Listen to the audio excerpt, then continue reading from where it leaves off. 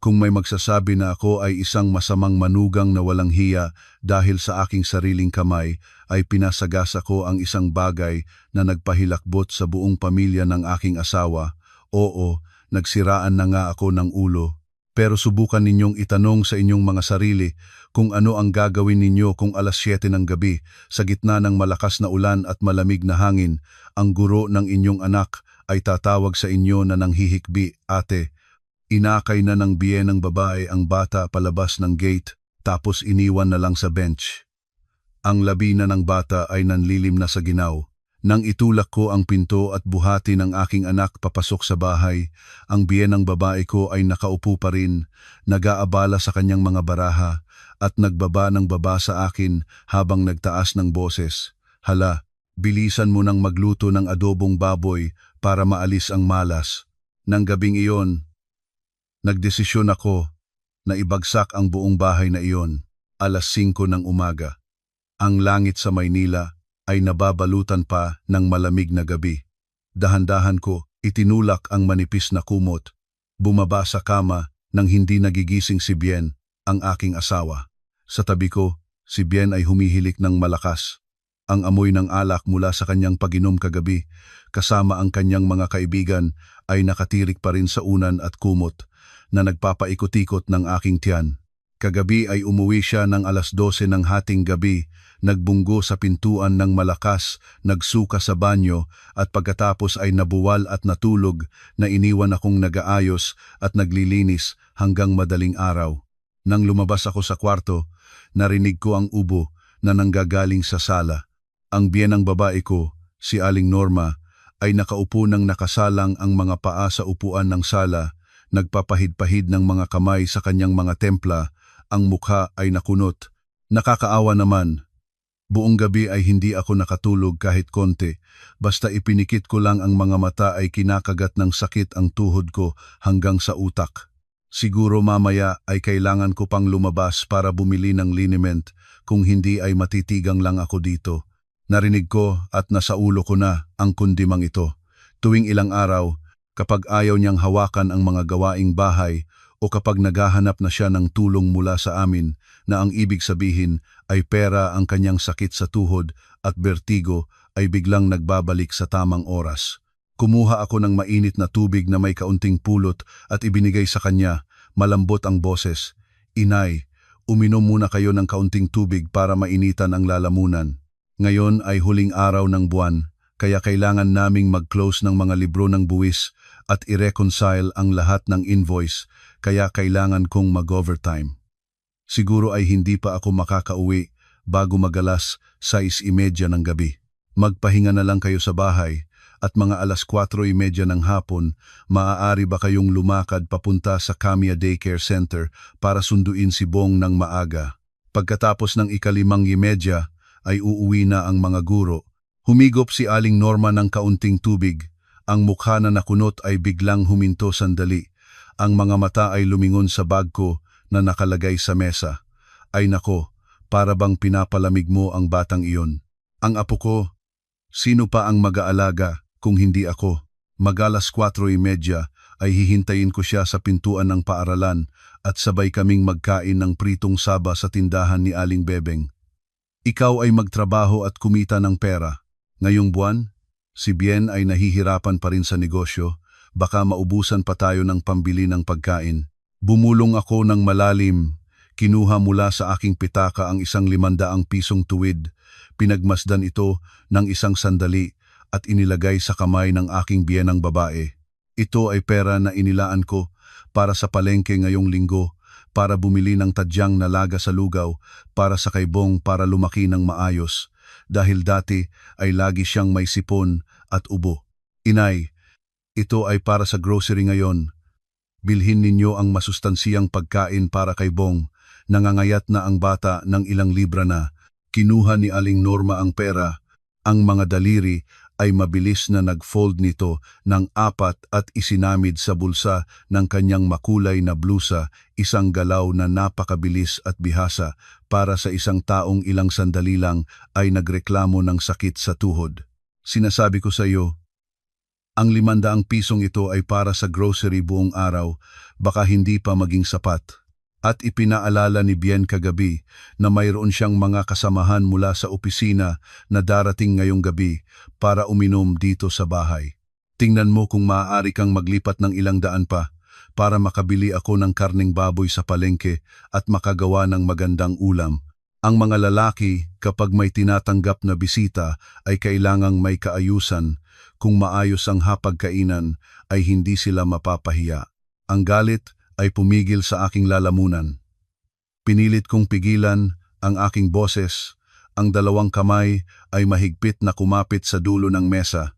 Inay, ang pambili ng pagkain ngayong buwan ay ibinigay ko sa inyo ng 10,000 piso mula pa sa unang araw at 28 pa lang ngayon, ubos na ba? Si Bien kapag may paginom ay sabihin ninyo sa kanya na magbigay siya ng sariling pera. Wala na akong natitira maliban sa ipinag-ipon ko para sa bayad ng tuition ng bata sa susunod na buwan. Kagabi din siya umuwi na lasing. Nang marinig niyang sumasagot ako, si Aling Norma ay agad nagbago ng tono. Ang mga mata ay matuwid na tumingin sa akin tulad ng mga espada. Ganyan ang sinasabi mo at maririnig pa. Pumunta siya sa mga bisita para sa negosyo at para palawakin ang relasyon para kumita ng pera para sa pamilyang ito. Ikaw bilang asawa, kung hindi mo matulungan ang iyong asawa, huwag nang magreklamo sa ilang piso. Sa ibang bahay ay pinaglilingkuran ng asawa ang kanilang mga lalaki ng buo. Ang asawa kapag humiling na magprito ay naghihilamos pa. Kung ganyan, ilagay mo na ang iyong pera at hayaan mong ang katandaan ko na ang maggastos para masaya ka. Sa tamang oras na iyon, narinig ang kalansing ng pintuan ng kwarto na bumukas. Si Bong ay lumabas na hawak ang kanyang teddy bear, nakatenga ang mga mata at nag-ukol sa aking paa. Ang batang lalaki ay tumitingin sa kanyang lola nang may malaking mata. Lola, sundo mo ba talaga ako ngayong hapon? Kahapon ay nangako kang sundo mo ako ng maaga pero nalimutan mo.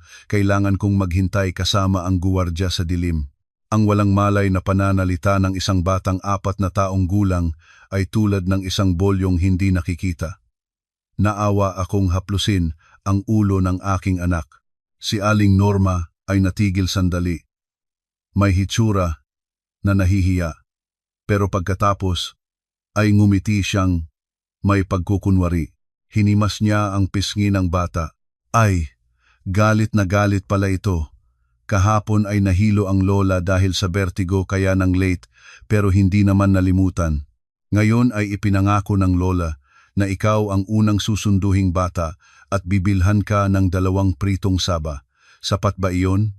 Ang batang lalaki ay ngumiti ng malawak, niyakap ang leeg ko at hinalikan ako. Kinuha ko ang aking telepono, nginatasan ang aking sarili at naglipat ng 300 piso pa para kay Aling Norma tulad ng pagbibili ng katahimikan ng isip. Sige inay, hawakan na ninyo iyon ngayong hapon at huwag kalimutang sunduin si Bong ng maaga. Huwag tawirin ang daan papunta sa kainan ni Aling Bebeng para manood ng mahjong at makalimutan ang bata. Malamig ngayon, natawa si Aling Norma ng mapagpasiyang at halos sa sandaling nakatanggap ang kanyang telepono ng mensahe ng pagtanggap ng pera, biglang tumayo at ang mga paa ay mabilis na nagpunta sa kusina. Wala ng anino ng isang taong may sakit sa tuhod. Alam ko na, lagi na lang iyan. Pumunta ka na sa trabaho baka mahuli ka. Aasikasuhin ko ang bahay. 12:00 ng tanghali.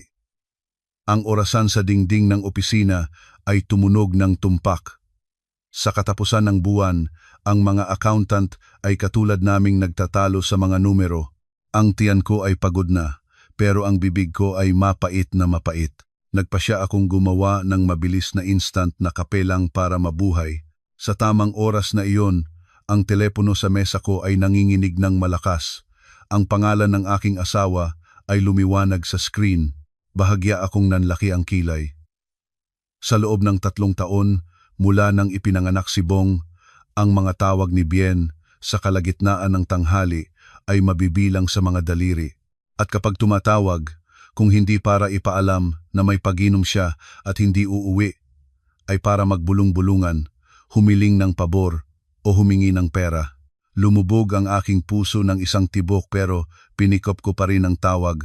Hello, naririnig kita. Sa kabilang dulo ay walang pagbati.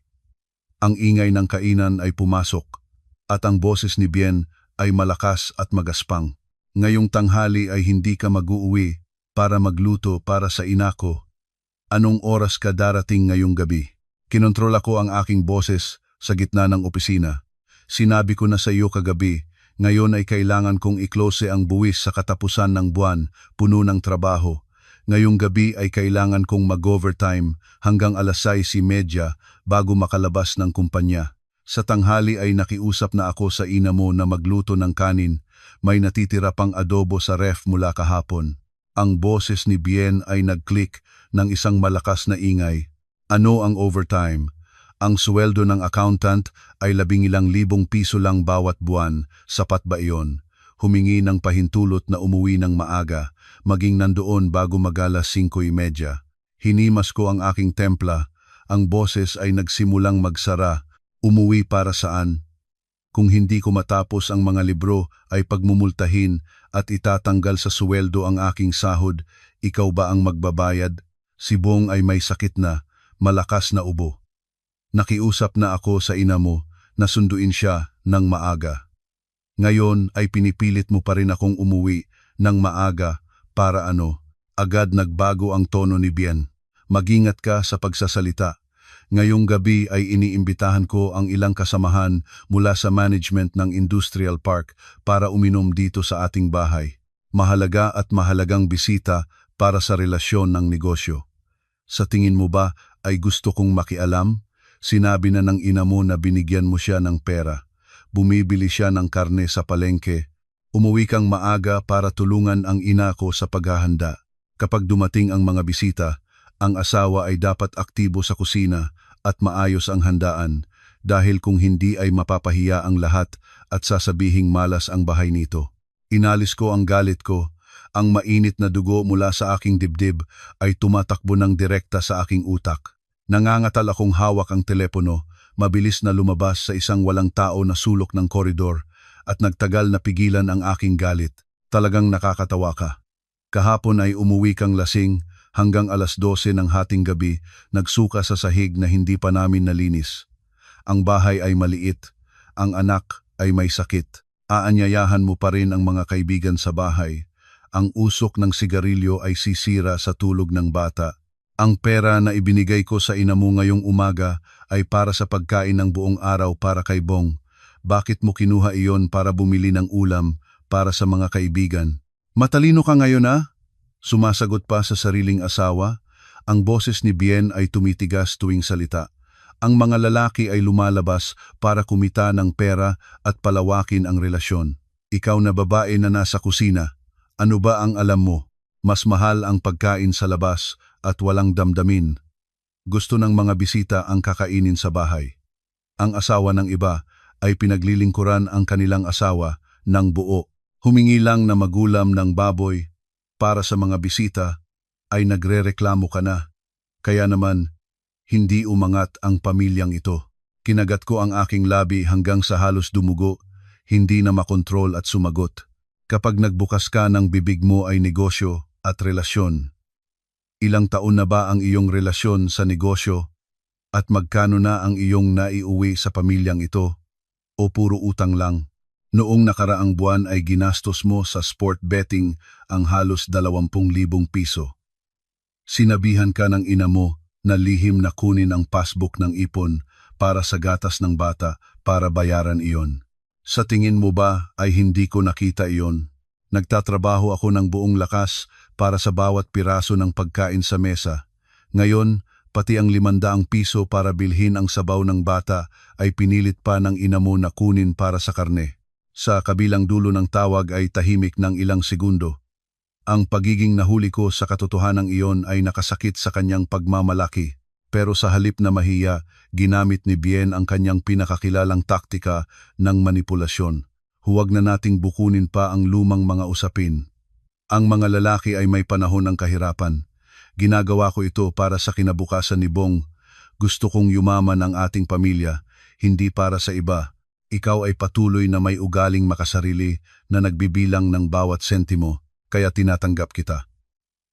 Sa kabuuan, umuwi ka ngayong hapon para ayusin ang hapagkainan ng maayos.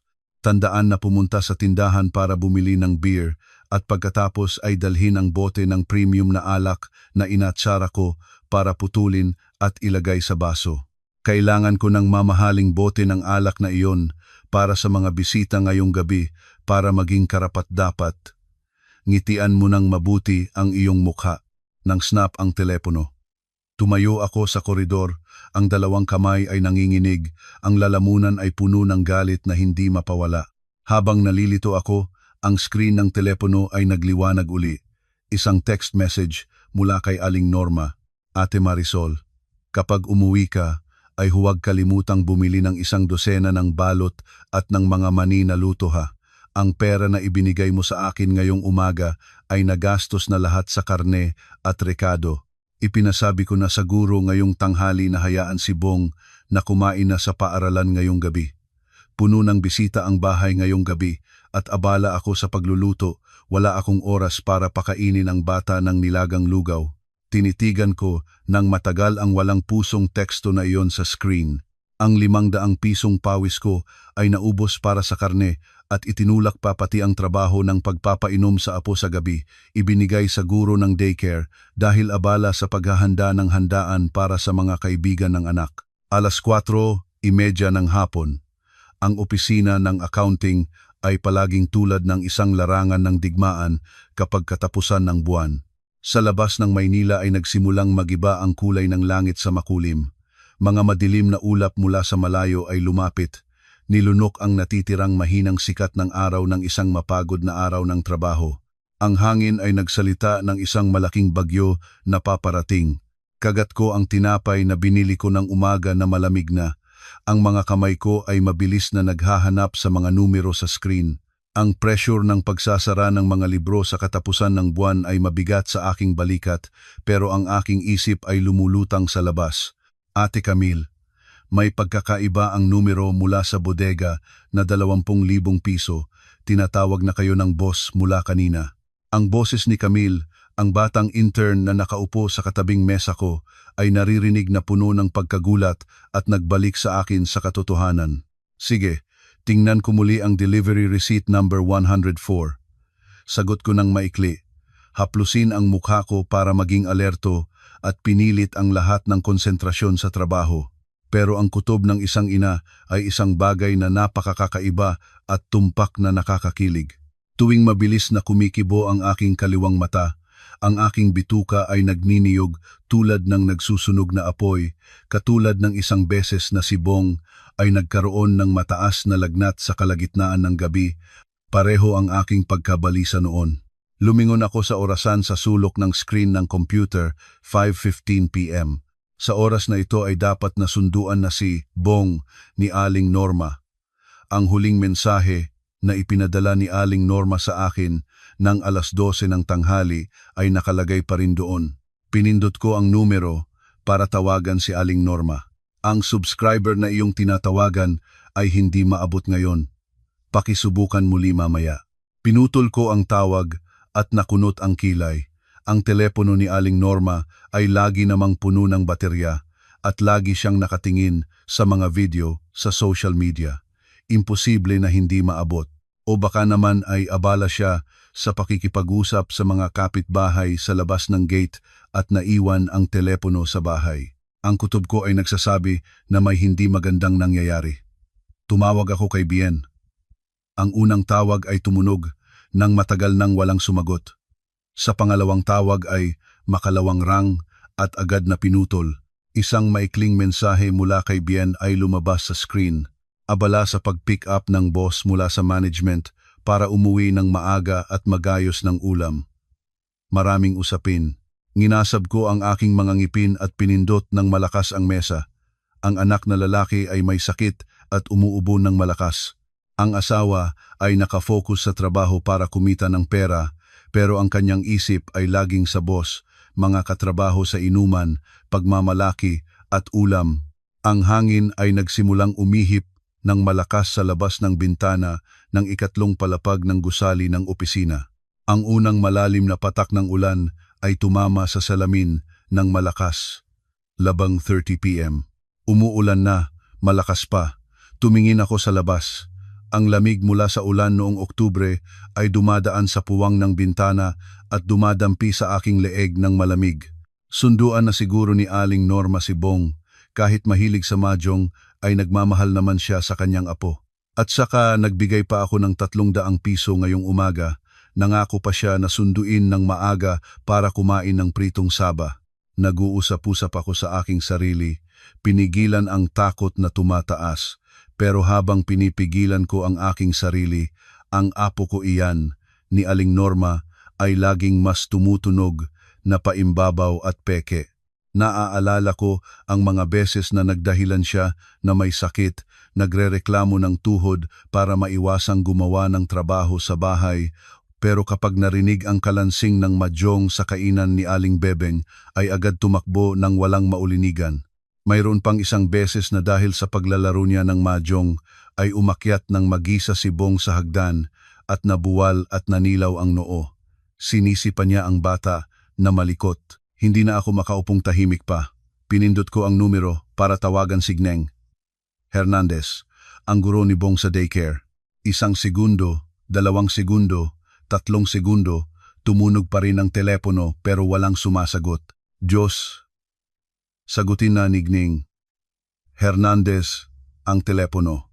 Nag-uusalusal ako sa sarili ko. Ang palad ko ay puno ng pawis.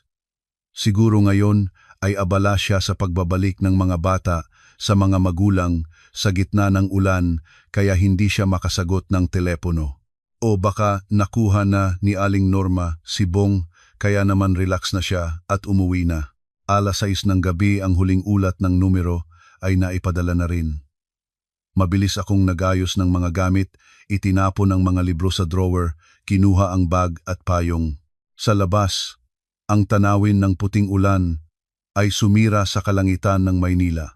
Mga sasakyan ay sabay-sasabay na nag-queue, nagkakasunod-sunod sa mga lansangan na may tubig. Ang ingay ng mga busina ay magulo at marilyento. Ang mga ilaw ng traffic ay nagkuka ng pula sa mga paddle ng tubig, lumikha ng isang siksikan na tanawin. Inilabas ko ang aking motorsiklo mula sa parking ng kumpanya, nagbihis ng payong-payong. Ang malamig na hangin ay tampal sa aking mukha, dumaan sa aking leeg ng pyero. Sinigurado ko ang makina at magpatuloy sa bahay. Sa tamang oras na iyon, 6:15 ng gabi, ang telepono sa aking bag ay nanginginig ng malakas. Tumigil ako sa gilid ng daan, isinabit ang kamay sa loob ng payong, kinuha ang telepono, ang screen ay basang-basa ng ulan na nagpakita ng pangalan ng Gang Hernandez mula sa Camilla Daycare Center. Isang bagay ay tumanggap sa loob ng aking dibdib. Bakit pagkatapos ng 6:00 ay tumawag pa lang ang guro? Pinawi ko agad ang screen para sagutin ang tawag. Bago pa ako makapagsalita, ang boses ni Gneng Hernandez sa kabilang linya ay mabilis na nagsalita, halong ingay ng ulan at ihip ng hangin. Hello, Ate Marisol ba iyan? Nasaan ka ngayon? Pumunta ka na agad sa paaralan para sunduin si Bong. B ang bata. Si Bong. Hindi pa siya nasusundo ng lola. Nautal ako. Ang boses ko ay nanginginig. Umaasang nagkamali ako ng narinig. Diyos ko naman, anong lola? Nagsara na ang paaralan mula 5:30 ng hapon. Ang guwardya ay nakahanap lang ng bata nang magikot siya para suriin ang bakuran. Si Bong ay nakaupo na nangiiyak sa bench sa labas ng gate ng paaralan. Ate, maulan at malamig, at ang bata ay basa na sa ulan, patuloy na tinatawag ang pangalan mo. Ang salita ng guro ay tulad ng kidlat sa tainga ko, sumira sa aking kababalbal. Ano? 7:00 ng gabi, umuulan ng malakas at malamig, at ang aking anak ay nagiiyak ng mag-isa sa bench sa labas ng paaralan. Ang aking motorsiklo ay lumayo ng parang baliw sa kalagitnaan ng maraming tao sa lungsod. Ang ulan ay tumutumba sa aking mukha. Ang ulo ko ay walang laman. Naroon lang ang napipighating boses ng gurong si Gneng Hernandez. Nandoon lang si Bong. nagiiyak na may hawak na bag sa bench. Mga sandali lang bago mag-alas 7 ng gabi, itinambak ko ang motorsiklo sa harap ng Kamya Daycare Center. Wala akong pakialam sa mga guwardya ng mga katabi ng gusali na nagsigawan. Ang bakal na gate ng paaralan ay nakatrangkado ng malaking kandado, malamig at tahimik. Sa ilalim ng kalawing na yero ng guard booth ay mahinang nagkikislap ang dilaw na ilaw. At doon naramdaman ng puso ko na may tinutusok ng patalim. Si Bong, ang aking gintong pilak na bata, ay nakaupo ng nakakunot sa isang malamig na bench. Mahigpit niyang yakap ang kanyang maliit na superhero bag sa harap niya. Ang damit ay basa dahil sa ulan. Ang malalagkit na labi ay nanlilim na. Ang mga ngipin ay nagkatapat-tapat pang nagkakagiling. Sa tabi niya signang. Hernandez ay kabado, ibinibigay ang kanyang sariling jacket at patuloy na hinahaplos ang maliit na malamig na mga kamay ng bata. Bong, anak, sumigaw ako, natisod sa gilid ng bangketa at nagmadaling yakapin ang aking anak. Nang makita ang nanay, si Bong ay napabulalas ng iyak. Ang tunog ay nakulong sa kanyang lalamunan dahil sa paos na boses. Nanay, Ate Marisol, takot ako, malamig ako. Kinagat ng lamok at umaakyat ang langgam sa paa ko. Nanay, niyakap ko ng mahigpit ang aking anak. Ang luha ko ay bumuhos at nahalo sa maasin na ulan. Si Gengeng. Hernandez ay tumayo sa tabi. Ang kanyang mukha ay puti rin, humihinga ng mabilis. Diyos ko naman, mabuti na lang at nakita ng guwardya nang magikot siya para suriin ang bakuran bago mag-shift change. Kung hindi ay sa gabing pag-uulan na ito ay maaaring masamang mangyari sa bata. Ate Marisol, anong klase ng pagpapalaki iyan? Hindi matawagan sa telepono at ang lola ng bata. Nakita ko naman siya, makita naman ng sariling mata ko. Nang alas 5 ng hapon si Aling Norma ay inakay papalabas sa pinto ng gate si Bong. Nagulat ako. Itinanghal ang mukha ko para tingnan ng guro. Gang, Hernandez, ano ang sinabi ninyo? Inakay pa pala ng biyenang babae ko ang bata ng alas 5 ng hapon? Oo naman. Sariling mata ko ang nakakita. Si Aling Norma ay hinawakan ang kamay ni Bong palabas ng gate.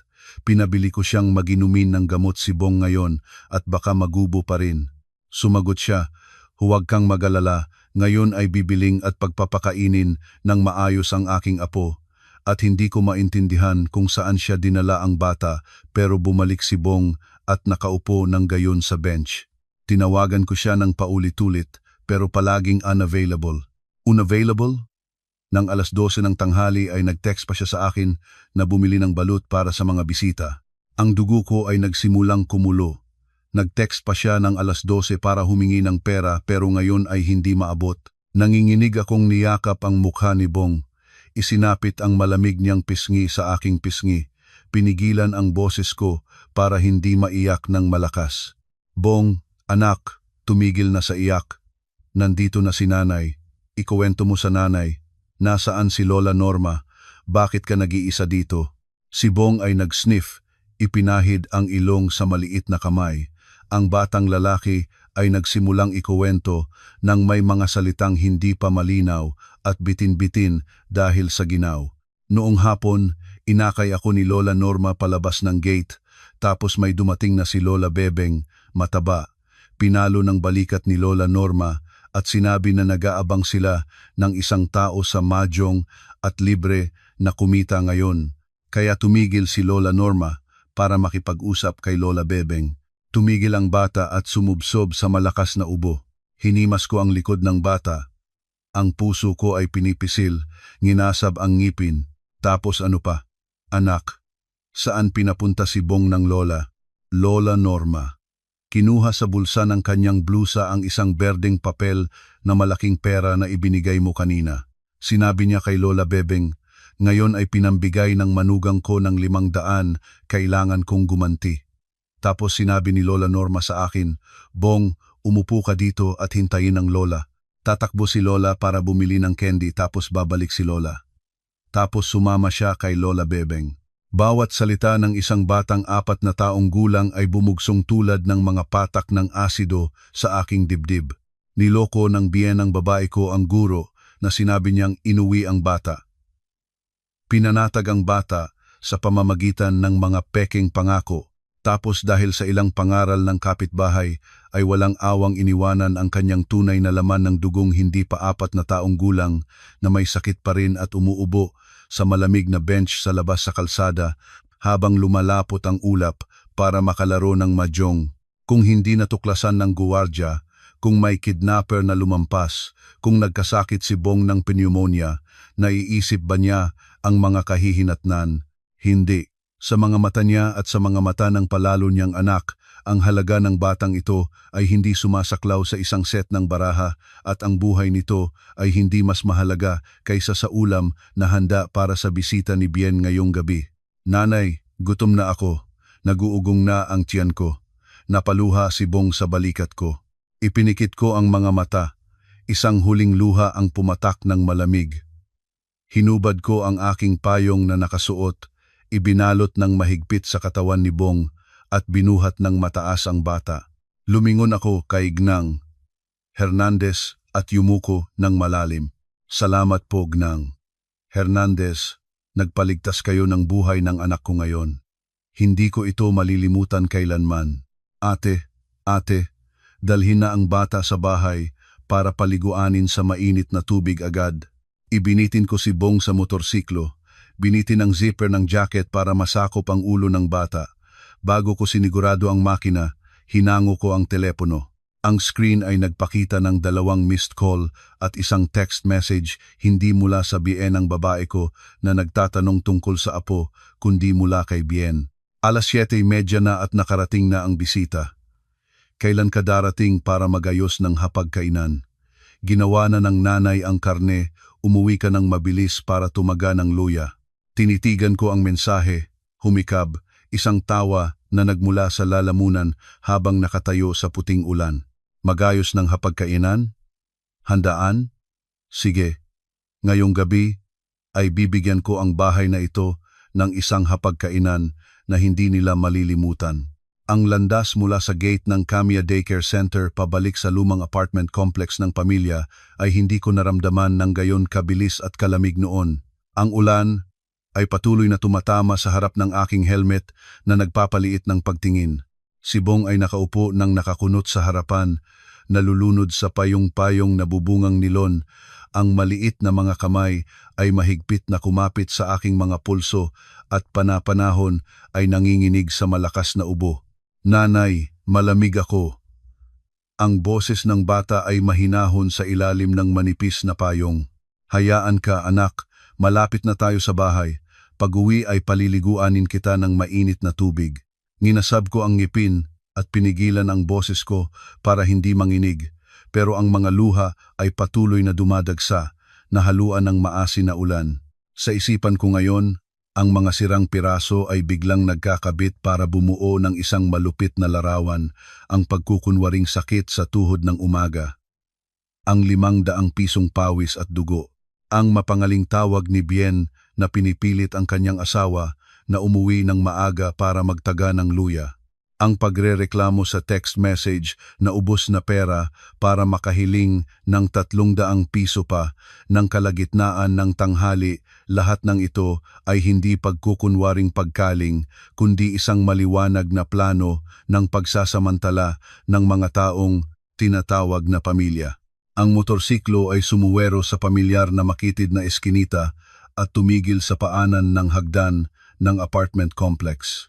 Ang amoy ng ampalaya na pinirito sa langis ay kumalat kasabay ng malakas na larang-larang ng adobo at ang maanghang na rekado. Kasabay ng amoy ng tuyong sigarilyo. Binuhat ko si Bong ng buo, isa-isang umakyat sa hagdan, mabigat ang bawat hakbang papunta sa pangalawang palapag. Nang lumiko sa sulok ng koridor, huminto ang paa ko. Ang apartment 204 ng aming bahay ay maliwanag. Ang bakal na pinto ay nakabukas ng bahagya. Ang kahoy na pinto sa loob ay bukas ng maluwag para sa hangin dahil masyadong mainit ang loob at dumating sa aking pandinig ang malinaw sa gitna ng ingay ng ulan sa labas, ang halakhak na boses ni Aling Norma. halong kalansing ng mga baraha ng mahjong na pinuputok sa banig. Patay ka, Lola Bebeng. Kinuha mo ang aking 8 ng puso, kaya bayaran mo ngayon. Bayad na sa bangkada. Mabilis na. Ang boses ni Aling Norma ay palaaway, malakas, ang pagmamalaking estilo ng isang naglalaro ng may panalo. Tumayo akong nakapako sa labas ng koridor, nagpresinto sa madilim na sulok, ang kamay ko ay mahigpit na nagtatakip ng bibig ni Bong para hindi makapaglabas ng ingay ang bata. Ang puso ko ay tulad ng pinipiga ng isang dinakikitang kamay. Sumingaw ako ng bahagya para makita ang loob sa puwang ng pintong nakasara ng kalahati. Ang tanawin sa loob ng sala ng aming bahay ay nakakabasag ng puso. Ang malinis na damit ni Bong na aking maingat na tiniklop mula pa sa umaga ay natatapon sa sahig para bigyan ng lugar. Sa gitna ng kwarto ay isang lumang banig na punit ang gilid ang nakalat ng pabaya. Ang aking biyanang babae, ang babaeng ngumiti kanina at nagsabing sakitan ang kanyang tuhod, ay nakaupo ng nakasalang ang mga paa, tuwid ang likod, ang mga mata ay nangingislap tulad ng isang agila. Mabilis niya itinambak ang mga lasing na pera sa kanyang mga kamay, ang bibig ay ngumunguya ng mani. Sa paligid ay 3 kapitbahay, kasama si Lola Bebeng na mataba na nakakonsumiso, kumukuha ng 50 piso mula sa bulsa at itinatambak sa gitna ng banig. Ang bahay mo ngayon ay sobrang red, mula hapon hanggang ngayon ay nilimas mo na ang lahat. Saan ka nagkuha ng pondo, Norma? Kanina pa naman ay walang pera. Si Aling Norma ay ngumisi ng may kasiyahan, ang ngiti na puno ng pagmamalaki na hindi ko nakita noon. Ay, kaninang umaga ay nagbigay ng 500 ang manugang ko para sa grocery. Nang tanghali ay nag-text ulit ako ng pagreklamo na ubos na pera at nakakuha ulit ng 300. Tanga ba naman na magpapagod sa palengke ng mainitinit para sa ilang tangkay ng dahon? Tumakbo na lang ako sa tindahan sa kanto at bumili ng handa ng adobo para sa 300. Maya-maya pa ay patatagusin na lang ni Marisol ng luya, ayos na ang handaan. Natirang 500 ay sinakay ko para dalhin sa bangkaang ito. Hindi naman bisita ko ang mga iyon, kundi bisita ng asawa nito. Isang kapitbahay ay nagsalita, malakas ang boses. Tapos, pumunta ka na sa mahjong mula alas 5, pero saan ang apo mong si Bong? Hindi ko nakitang dinala mo siya pa uwi. Si Aling Norma ay nagtapon ng baraha sa banig. Ang boses ay walang emosyon tulad ng pinag-uusapan ng isang pusa na iwan sa daan. Ay nako, nang inakay ko palabas ng gate ay nakatagpo si Lola Bebeng na may magandang alok. Sinabi ko sa batang umupo lang sa bench ng gate at hintayin ang lola. Bibili lang ng candy at babalik. Ang mga bata kapag nakakita ng laruan ay natutuwa ng sobra. Siguro ngayon ay naglalaro ng puzzle kasama ang mga anak ng guwardiya sa booth. Pag natapos ang laro ay lalakad lang ako para sunduin siya. Abala naman, si Lola Minda ay nagalinlangan. Maulan ng malakas. Nag-iisang iwan mo ang bata roon? Baka mapagod o baka may mangdukot pa. Ay naman, sino ang mangdudukot ng pasanin? Umuubo pa siya mula kahapon hanggang ngayon. Dalhin ko dito ay iiyak-iyak at mapapagalit sa paglalaro. Hayaan na lang sa bench, may guro na mag-aasikaso. Pag umuwi ang nanay nito, ay dadaanan naman ang paaralan. Pinaigtad ni Aling Norma ang isipan, ganap na tinanggal ang bata mula sa isip para makapag-focus sa mahjong. Ang aking dibdib ay kumukulog ng paulit-ulit. Ang malamig na hangin mula sa bagyo sa Maynila ay hindi makapagpalubog sa dugo na kumukulo sa aking mga ugat ngayon. At si Bien, ang aking asawa, ang taong tinatawag kong kasama sa buhay, nasaan siya habang ang kanyang anak ay halos nalunod sa ulan. Nag-iimbitahan siya, abala sa pagbili ng beer. Inilalabas ang mamahaling alak para ihanda ang pag-iinom, lahat ng ito sa ibabaw ng kahirapan ng kanyang asawa at anak. Lumingon ako sa puwang ng pintuan, sa sulok ng sala, sa maliwanag na kahoy na istante. Doon ang malaking bote ng mamahaling alak ni Bien ay nakaupo ng maringal.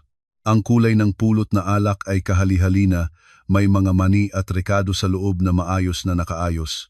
Ito ay nagkakahalaga ng libo-libo. Ito ang pagmamalaki ni Bien. Ang kanyang mukha, ang sagisag ng kanyang pagmamalaki at kahusayan mas mahalaga pa kaysa sa buhay ni Bong. Yumuko ako at tiningnan ang namumutlang mukha ng aking anak. Bong, matapang na ipisilit ang mga mata, dadalhin ka na ng nanay sa loob ng bahay. Mula ngayon ay walang sinuman ang pahihintulutang saktan ang anak ng nanay. Bulong ko sa tainga ng bata, itinulak ko ng malakas ang bakal na pinto. Ang lakas ng pagtulak ng isang galit na ina ay naging sanhi na ang pinto ay tumama sa dingding ng malakas, lumikha ng tunog na bumiyak sa maingay na hangin sa loob ng sala. Ang halakhak ni Aling Norma ay biglang tumigil. Ang 4 na babae sa madyong na banig ay sabay-sabay na pumihit. Tumayo ako doon, ang tubigulan mula sa buhok ko ay nagpapatulo pababa sa mga pisnging maputla, patak-patak sa pahapaw na sahig na bulaklak. Sa aking mga braso, si Bong ay nakabalot sa payong-payong na nilon. Ang mga labi ng bata ay nanlilim, ang buong katawan ay nanginginig, ang boses ng paghinga ay paos sa dibdib. Ang maramot na pagpasok ng dalawang ina at anak, ganap na kabaliktaran ng mainit na kapaligiran, usok ng sigarilyo at masarap na amoy ng adobo sa kwartong iyon. Nakita ng mga kapitbahay ang aking mukha, agad nagretiro ang mga kamay, itinaboy ang mga lasing na pera sa ilalim ng banig. Si Lola Bebeng ay mahiyain na nagsalita, nagdadahilan. Ay naman, nakauwi ka na pala kasama si Bong Marisol. Malakas ang ulan, basa na ang magkasama. Pribali. Pero walang anumang reaksyon ng pagkakasala o pagkabigla si Aling Norma. Sumilip siya sa amin mula ulo hanggang paa. Ang pakunot-kuntot ng kilay ay hindi dahil sa pagmamalasakit, kundi dahil sa inis na napagulo ang kanyang madyong. Pinatay niya ang sigarilyo sa ashtray sa banig at nagsalita ng mataas ang boses. Galit na galit. Ano ang ginagawa mo na parang tindak palo? Nakauwi ka na. Kaya dalhin mo na ang bata sa kwarto. Tumayo ka lang doon, nagbababad sa tubig sa aking sahig, nakakapunasan ko lang. Ang pagpunta para sunduin ang anak ay nahuli ka pa rin, nagpatagal. Pigtain ko ng mahigpit ang aking mga braso sa panahon ng pag-abot ng bata, ang mga bagang ngipin ko ay nagkakagiling ng hanggang pagod. Sabi ng inay, hinihintay kayo? Bawat salita ay matamis at matuyo, malamig na hindi ko nakilala ang sarili kong boses. Niloko ng inay ang guro para maabot si Bong, tapos iniwan ng inay ang bata sa labas ng bench ng gate sa gitna ng maulan at malamig na gabi para makapaglaro ng mahjong. Sinasabi ng inay na hinihintay niya siya. Ang aking hayag na pagsasalita ay nagbigay ng bigat sa kapaligiran sa loob ng kwarto. Si Lola Minda at ang 2 pang kapitbahay ay naghanap-hanay ng tingin, nagkainitan. Pero ang aking biyanang babae ay naiiba. Pinuputok niya ang mga baraha sa banig ng malakas, binalin ang mukha at sumigaw. Matalino ka ngayon na? Umuwi ka na at nagmumukha ka agad ng matanda. Asawa ng anak ko at nagharap-harap na sa akin agad. Naiwan ko siya doon dahil sinabi ko sa kanya na hintayin ako para pumunta lang ako at bumili ng candy. Hindi ko naalala ang bata nang humingi ng ulo ko. Ang mga bata ay nababasa ng kaunti, walang pinagkaiba. Paliguanin lang sa mainit na tubig at ayos na. Ginagawa mong parang pinapagtripan ko ang iyong anak. Oo, nalimutan ng inay. Ngumiti ako ng mapait. Ang mga mata ay lumipad pababa sa mga lasing na pera at sa kilalang berdeng 500 piso na nakapalabas sa ilalim ng tuhod niya. Nalimutan ng inay ang apo. Pero hindi nalimutan ng inay na kunin ang 500 pisong para sa lugaw ng bata para dalhin sa mahjong. Hindi rin nalimutan ng inay na humihingi ng 300 piso, pangpawis at dugo ko para bumili ng karneng lutuin para sa handaan. Nang tamaan siya sa puso sa harap ng mga katrabaho sa mahjong, pumula ang mukha ni Aling Norma. Itinuro niya ng direkta ang kamay sa aking mukha, nagbaba ng baba ng galit. Tumahimik ka agad. Ang pera na ibinigay mo sa akin ay pera ko na. Ang gastusin ko ay usapin ko. Kung magaling ka, ay manatili ka sa bahay at alagaan mo ang iyong anak. Huwag nang gumastos na magbayad sa akin para sunduin. Nakatayo ka pa rin? Pumunta sa kusina at suriin ang nilaga na iyon kung malamig na o hindi at ilagay sa kalan. Tumaga ng luya at isawsaw sa plato agad. Nagpapanggap na mag-overtime kaya walang tao sa bahay. Kailangan kong tawagin ang mga kaibigan para hindi mag-isa.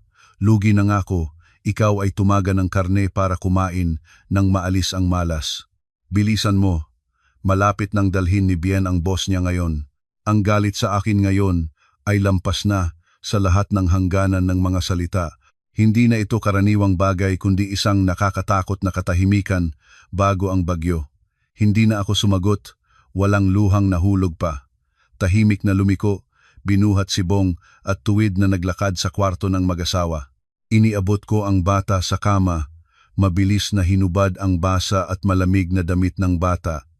Kinuha ang pinakamakapal na tuwalya at tuyong hinimas ang buhok at pinalamig ang payat na katawan ng anak. Si Bong ay patuloy na nanginginig, ang malaking mga mata ay tumingin sa akin nang nagtataka. Nanay, sinigawan ka ba ng lola? Huwag kang umiyak ha. Ang maliit na kamay ng anak ay dumampi sa aking pisngi. Ang puso ko ay lumambot sa pagmamahal sa anak pero ang loob ay naging matalas na tulad ng talim. Pinilit ko ang ngiti ko, hinalikan ang noo ng bata. Hindi umiiyak si nanay. Matapang na si Bong, doon ka sa kumot at maayos na humiga ha. Ipinikit ang mga mata, itinapon ang mga kamay sa tainga. Sasabihin ng nanay, mamaya ay kahit gaano kalakas ang ingay sa sala, ganap na huwag mong buksan ang mata o lumabas. Tandaan mo, maliban kung binuksan ng nanay ang pintong ito at tinawag ka, saka ka lang makalabas. Pangako sa nanay. Ang bata ay maasahang tumango. Hinila ng malalim ang kumot at itinaas ang dalawang kamay para isiksik sa mga tainga. Tumayo ako. Lumabas ng pintuan ng kwarto. Bago isiksik ang pinto, pihit ko ang kandado mula sa loob. Isiniksik ko ang pinto, hiwalay ang kalinaw na mundo ng bata sa larangan ng digmaan na aking gagawin. Bumalik ako sa sala. Ang tatlong kapitbahay ay nag-aabang na umalis dahil napakasikip na ng paparating na bagyo, pero si Aling Norma ay hawak pa rin ang kamay ni Lola Bebeng, nagbubulong-bulungan. Umupo ka lang doon. Si Bien ay darating kaya magmadyong lang tayo sa loob, iniwan na lang siya. Dahan-dahan ang bawat hakbang ko papunta sa gitna ng kwarto. Ang mga mata ko ay hindi tumitingin kay Aling Norma o sa mahidyong na banig. Ang aking mga mata ay nakakulong sa kahoy na istante sa dingding. Doon ang malaking bote ng mamahaling alak ni Bien ay nakatayo ng maringal, ang kulay ng pulot ay kahali-halina at maganda. Ang makapal na baso na iyon ay simbolo ng pagmamalaki, ang mukha, ang katawan ng walang kabuluhang pagmamalaki at malupit na kapangyarihan ng bahay na iyon. Mas mahalaga ito kaysa sa buhay ni Bong. Lumapit pa ako ng 2 hakbang, iniakbay ang kamay sa malamig na gilid ng bote. Isang alon ng kuryente ang dumaloy, pababa, sa aking gulugod. Sa tamang oras na iyon, mula sa labas ng eskinita ay dumating ang pamilyar na ingay ng motorsiklo. Ang boses ni Bien ay malakas mula sa paanan ng hagdan. Ang tinig ay puno ng kasiyahan ng isang taong nagpapakita ng sarili bilang haligi sa harap ng iba. Tuloy kayo sir, sa amin sila sa ikalawang palapag, kwarto 2-4, dalhin ko pa ang beer. Inihanda na ng asawa ko ang adobo at mamahaling alak. Ngayong gabi ay hindi tayo aalis nang hindi lasing. Ang ingay ng paa ay malakas sa hagdan. Si Bien ay lumabas sa pintuan, isang kamay ay humahawak ng beer, ang mukha ay namula sa pawis, ang bibig ay may sigarilyo. Nakita niya akong nakatayo sa gitna ng bahay, basa at magulo. Agad nagkunot ang kilay. Ang pangkaraniwan niyang puukasal ay nanggaling na uli. Ano ang ginagawa mo na parang poste sa gitna ng bahay? Sinabi ko sa iyo na magayos ng hapagkainan. Bakit ang bahay ay katulad ng basurahan? Saan ang adobo? Saan ang alak ko? Handa ka na bang magbuhos sa baso? Mabilis na. Nakarating na ang boss ko sa pintuan. Nang matapos ang salita ni Bien, ang tinatawag niyang boss ay lumitaw sa pintuan, nagtatago ng payong, sumilip sa loob. Si Aling Norma, na nakakita ng mahalagang bisita ng anak, agad nagmamadaling tipunin ang mga pera sa banig. At ako lumabas ng isang hakbang. Ang dalawang kamay ay buong yumakap sa magkabilang tagiliran ng malaking bote ng alak. Nginasab ko ang ngipin, sumandal sa dalawang talampakan at nagbukas ng lakas mula sa buong katawan, lahat ng galit, lahat ng paghamak, at lahat ng kirot para kay Bong. Itinaas ang mga kamay at itinambak ng direkta ang malaking bote sa gitna ng madyong na banig. Isang malakas at matunog na tunog na nakasasakit sa tainga ay lumabas tulad ng bomba. Ang makapal na baso ay tumama sa pahapaw na sahig na may napakalakas na lakas, sumabog sa libu-libong manipis na sirang piraso na lumipad sa buong kwarto. Ang mga sirang baso ay kumain sa dingding at pinunit ang banig. Ang maanghang na amoy ng alak, ang matapang na samyo ng patis, at lahat ng iba pa ay nagpasama para lumikha ng isang nakakaasim na pinagsamang amoy. Ang buong kwarto ay nahulog sa isang nakakatakot na katahimikan. Naroon lang ang malayolayang ingay ng telebisyon at ang tunog ng bula ng alak sa mga biyak ng sahig. Si Lola Minda at ang dalawang kapitbahay ay puti ang mukha. Ang mga kamay at paa ay nanginginig. Pinagsiksika ng isa't isa, pabalis sa sulok ng dingding, hindi makapagsalita. Diyos ko, sira na siya. Talagang sira na. Si Aling Norma ay nakaupo ng tahimik sa paddle ng alak. At si Bien ang lalaking lagi nilang kinukunan ng lakas. Laging nagmamalaki na siya ang haligi. Laging nagbibigay ng mga utos sa sandaling iyon ay nakatayo nang hindi gumagalaw. Ang kulay ng kanyang mukha ay nagbago mula mapula patungo sa putla, pagkatapos ay asul ng asul dahil sa gulat at hiya. Tumingin siya sa kanyang milyon-milyong pera na naging putik sa sahig, pagkatapos ay dahan-dahing lumingon sa pintuan. Ang boss ni Bien, ang pinakamahalagang bisita, ay namutla ang mukha. Ginamit niya ang payong para takpan ang mukha para maiwasan ang mga buweltang baso. Ang mga mata ay tumingin kay Bien ng puno ng pagkabagabag, pagiling at takot. Humakbang ako ng isa. Tinapak ang aking sapatos sa mga baraha na lumulutang sa pudel ng alak. Tumingin ng diretso sa mga mata ni Bien at malakas na nagsalita para marinig pa ng boss na nakatayo sa labas ng pintuan ang bawat salita. Ano ang nangyari, Bien? May mahahalagang bisita sa bahay at hindi ba nila aalok ang mamahaling alak na kung saan ay personal na iniwan ng inay mo ang apo sa labas ng paaralan sa gitna ng maulan at malamig na gabi para makabilhan? Palagi mong sinasabi na maayos ka at mapalad ang bahay. Bakit hindi mo ikwento sa boss mo? Para maayos ang handaan, personal na kinuha ng inay mo ang 500 pisong pambili ng gamot para sa umuubok na apo para maglaro ng mahjong. Si Bien ay nanginginig. Ang mga ngipin ay nagkakagiling. Ang kanyang pagmamalaki ng pagiging lalaki ay hubad sa harap ng kanyang amo, mas masakit kaysa sa anumang palo. Lumingon ako ng direkta sa mukha ng boss, yumuko ng isang beses, malamig ang boses. Humihingi ako ng pagpapaumanhin, sir. Ngayong gabi ay abala ang aming pamilya sa libing ng konsyensya ng maginaroon. Ang mga alok ay handa na rin sa sahig dito. Maaari kayong umalis ng maayos, patawad, at hindi ko kayo matatanggap ngayon. Pagkatapos ng pananalita, tinansya ko ang aking mga kamay, itinulak ang basa kong buhok sa noo, isang nakakaaliw at kasiyasiyang pakiramdam ang dumadaan sa aking katawan. Ang peking balat ng pamilya, sa wakas ay personal ko itong binasag nang may isang malakas na tunog at kasiyahan. Ang mataba na boss ay nakatayo sa labas ng pintuan nang may masalimuot na tanawin. Ang sulok ng bibig niya ay nanginginig. Ang mga mata niya mula sa pagkamanghang lumipat sa pagkabagabag, pagkatapos ay nagpadala kay Bien ng isang tingin na puno ng paghamak. Walang gustong makialam sa isang lalaking hindi maayos ang sariling bahay. Ang asawa ay galit hanggang sa pagbasag ng gamit sa harap ng bisita. Mabilis niyang itinago ang payong na hiyaing humakhak ng lalamunan. Bien, ang usapin ng pamilya mo ay magulo. Sa tingin ko ay hindi angkop na dito na magstay pa ako. Ayusin mo ang problema sa bahay at pakiusap pagsamahan ang asawa mo. Mayroon akong biglang kita, uuwi na muna ako. Sinabi iyon at hindi na naghintay para makipagtalo ni Bien. Lumiko ng mabilis ang boss, umani sa hagdan nang parang tumatakbo, kahit pa iniabot ni Bien ang kamay at sumigaw ng pagsunod. Sir, sir, pakikinig muna. Ang asawa ko ay sira ngayon. Ang mga yabag ay lumayo. Ang entablado ngayon ay nanatili sa mga mukha ng mga nasa loob ng bahay at sa basang larangan ng digmaan. Ang kahihiyan ng mapapahiya sa harap ng amo, kasama ang nakita niyang milyon-milyong alak na naging putik sa sahig, ay ginawa si Bien na tulad ng isang maligasgas na hayop na tinatusok.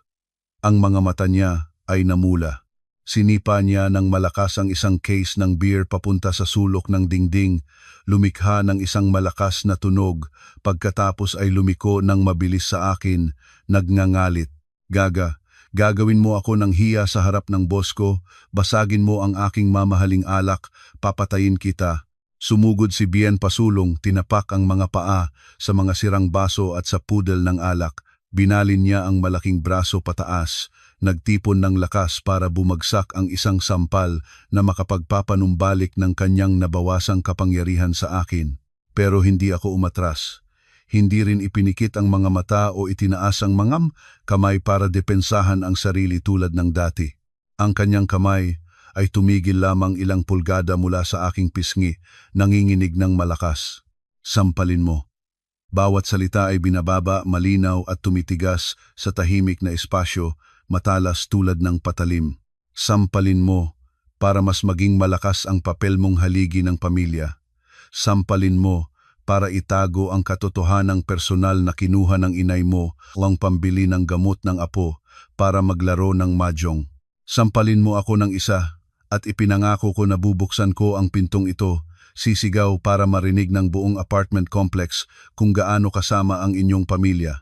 Irereporta ko sa pulis ang kaso ng pag-aabuso at pagpapabaya sa bata sa lansangan.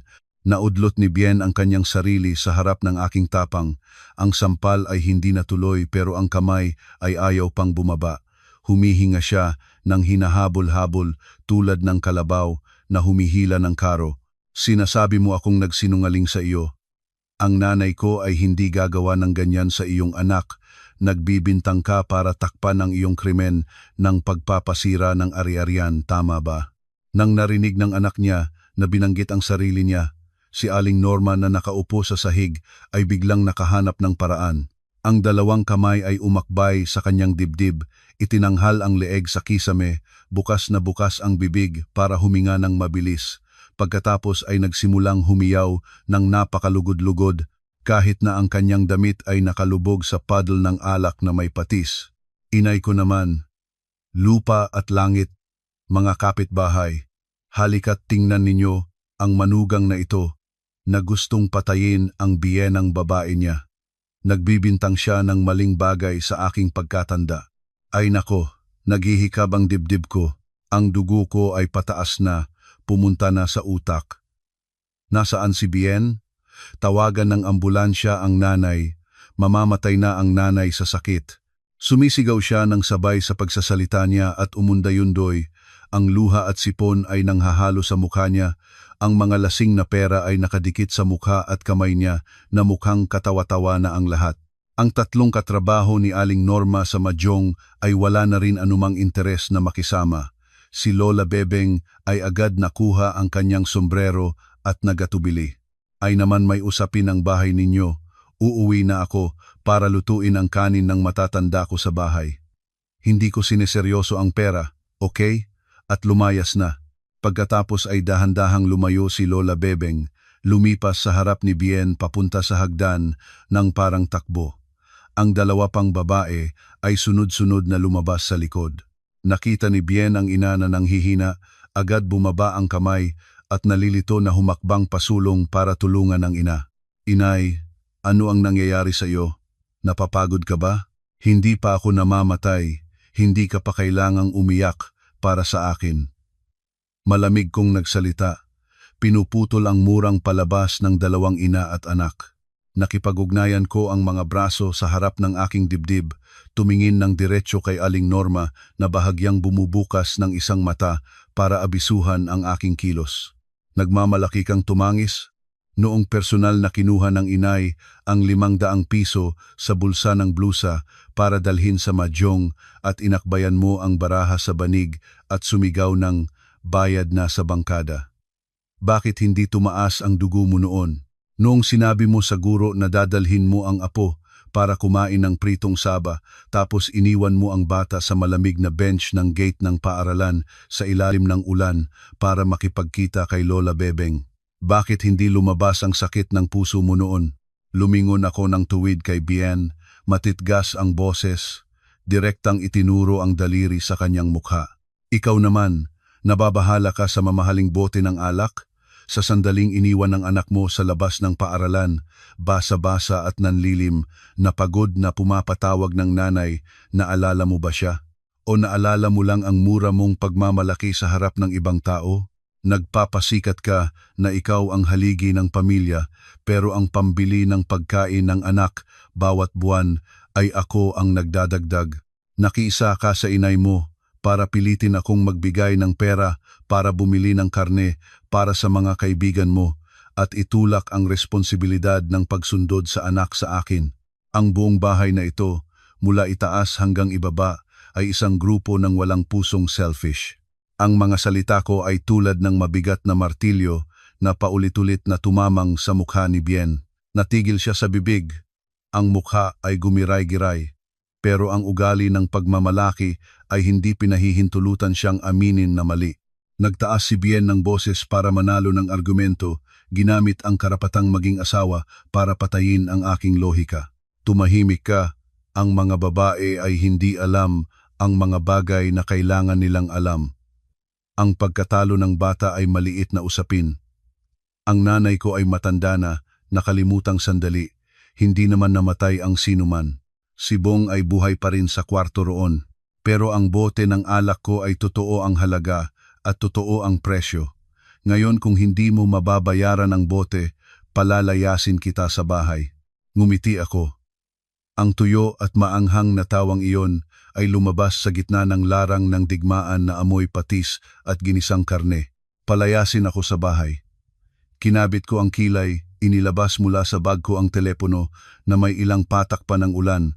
Bago mo palayas ako at bago ipagpatuloy ni Aling Norma ang kanyang palabas, dapat munang tingnan ng dalawa sa inyo ito para malaman kung sino ang dapat lumabas sa bahay na ito. Tinitigan ni Bien ang telepono sa aking kamay, ngumisi ng mapangasar, ang ngiti ng isang taong naniniwala na hawak niya ang lahat. Ano ang gagawin mo? Tatawag sa ate mo para isumbong o tatawagin ang pulis para hulihin ako? Sige, tumawag ka. Tumawag ka ng agad para makita ng lahat ang uri ng babaeng sira ang ulo na sinira ang mga gamit na nagkakahalaga ng libo-libo ng asawa palaban sa biyenang babae hanggang sa nanghimatay ito. Iisipin mong natatakot ang bahay na ito sa iyo. Hindi ako nagalit. Hindi rin nagpakadala sa murang hamon. Isang buwan na ang nakalipas nang napansin kong ang pera sa aming pantustos ay laging nawawala ng walang dahilan kasama ang mga pasa sa katawan ni Bong na laging sinasabi ni Aling Norma na kaya ng batang bumagsak ng mag-isa. Lihim akong nagipakabit ng isang maliit na kamera na itinago sa isang charger na nakaplug sa tabi ng telebisyon. Ang kamerang iyon ay direktang nakaturo sa buong espasyo ng sala, nagtatala ng larawan at tunog, at direktang nakakonekta sa aking telepono. Dahan-dahang binuksan ko ang lock ng screen, pinasok ang app, hinila ang timeline pabalik sa tamang segment ng video na naitala ng mga 12:00 ng hapon kinabukasan. Pinalakas ko ang tunog sa pinakamataas. Akin, pakinggan mo ng mabuti para marinig mo kung sino ang dapat tumawag ng pulis. Pinindot ko ito. Mula sa speaker ng telepono, isang dialogo ay malinaw na lumabas. Hindi ang boses ng paghihinabing masakit, kundi ang matuwid na boses ni Aling Norma, halong boses ni Bien na nagrereklamo. Inay, kinuha ko sa bag ni Marisol ang sobre ng bayad sa tuition ngayong buwan para sa bata at ibinigay sa iyo ito. Kunin ang 15,000 pisong ito para ayusin ang utang sa sport betting. Kung hindi ay darating ang mga buwaya sa trabaho at mabibigyan ng kahihiyan. Iyon ang boses ni Aling Norma. Pagkatapos ay mga ingay ng pagbibilang ng pera at boses ni Bien, ang lalaking malakas na nagmamalaki na siya, ang haligi ng pamilya, ang taong kumikita ng pera at nagpapalawak ng relasyon. Inay, paano kung matuklasan niya ito? Noong nakaraan ay kumikita na rin siya ng 5,000 piso ng pambili ng pagkain niya. Ay naman, wag nang magalala. Bukas ay magdadahilan akong nagkasakit uli ang tuhod, pipiliting magbigay ng pera para sa grocery. Ang tanga mong manugangan, kapag pinagsabihan mo ng kaunti, tinakot ng diborsyo, ay biglang mapapagod at kukuha ng pitaka. Kilala ko na ang mga taktika niya. Ang pera niya ay pera rin ng bahay na ito. Ikaw ang asawa niya, kaya may karapatan kang gumamit. Kung inungkat niya ang pera, ay pilitin mong maglabas ng higit pa para sa pagpapalaki ng handaan. Ang video ay tumigil. Ang hangin sa kwarto ay naging tulad ng nagyelo. Ang pag-atake ng sakit sa puso ay biglang nawala. Si Aling Norma ay dahan-dahanang tumayo. Ang mukha ay puti tulad ng bangkay, naguutal. Keka, ikaw ang bagay na ito. Saan nanggaling? Pinabagsak ko ang malamig na tingin sa kanya. Bakit ganyan, inay? Bumaba na ba ang dugo ninyo? Tigil na ba ang tibok ng puso? O kailangan ng inay na ipagpatuloy ko ang kamera ng 5:00 ng hapon ngayong gabi? Nang kinuha ng inay ang 500 piso mula kay Bong at tinanggihan ang bata, sinalita na siya ay pasanin at inutusan siyang lumabas sa bench para makalaro ng mahjong. Si Bien ay nakatayo ng nakapatong sa sapatos sa mga sirang baso. Ang mukha ay namula sa galit na ngayon ay nagbabago patungo sa putlang puti at pagkatapos ay kulay abo. Ang kahihiyan ng mapagalinlangan nang ang belo ng lalaking nagtatrabaho ng malaking bagay ay naalis, nabunyag ang katotohanan ng isang tao na sugalero, nagnakaw ng pambili ng gatas ng sariling anak para bayaran ang utang. Ikaw, naglagay ka ng kamera para subaybayan kami. Naguutal si Bien. Nanginginig ang kamay na nakaturo sa aking mukha. Ang masamang babae, nagtatago ng plano para patayin ang asawa at biyen ng babae. Masamang plano, nagpataas ako ng tawa. Isang mapait na tawa na sumira sa gitna ng larangan ng digmaan na amoy alak at karne. Humakbang ako pasulong. Pinilit si Bien na umatras. Kung hindi ko ginawa ang pag-iingat, personal na gagawin ng magina ninyong dalawa ang pagkatok hanggang sa buto ng aking anak at akin. Ikaw ang haligi ng pamilya daw. Anong haligi kapag nagsabwatan ka sa matandang ina para manakaw ng pitaka ng asawa, nagnakaw ng bayad sa tuition ng anak para bayaran ang sugal? Nababahala ka sa mamahaling alak, pero ang 15,000 piso ng aking pawis at dugo na pinaghandaan ko para sa anak, kinuha mo ng tulad ng isang balahibo. Ako. Nawalan ng maipagtanggol si Bien, nag-ikot ang mga mata para maghanap ng paraan ng pagdadahilan, pero harapan na ang ebidensya, wala ng paraan para tumanggi. Nang naipit sa dulo ng landas, ang ugali ng isang hamak na tao ay bumalik. Sumigaw si Bien, sinugod ako para agawin ang telepono. Ibigay ang telepono, i-delete mo agad ang video na iyon. Ibigay, mabilis akong umurong, itinusok ang telepono sa bulsa ng pantalon. Ang mga mata ay matalas na nakatayo kay Bien. Huwag kang umabuso, pero sasabihin ko sa iyo, lahat ng video at recording ay naibackup ko na sa cloud at ipinadala sa ate ko at sa abogado. Kapag hinawakan mo ako ng kahit isang daliri ngayong araw, bukas ang video ay nasa desk ng management ng Industrial Park kung saan ka nagtatrabaho. Tingnan natin kung ang iyong maskara ay may matitira ang lugar para itago. Nang makita ni Aling Norma ang anak na nahuli, nalaman niyang hindi na makalalaban, nagbago ang taktika. Gumugulong siya sa paddle ng alak, hinawakan ang basang suksok ng aking pantalon, nagsimulang umiyak ng peke, mga luha ng buwaya ay dumadagsa. Marisol, hinuhumingi kita ng tawad, ang inay ay nagkasala, nakalimot. Si Bien ay may utang na nag-pressure sa kanya, kaya kailangan kong gawin iyon. Tayo'y iisang pamilya, isara ang pinto at mag-usap tayo, huwag ilantad ang lahat at mapapahiya ang lahat.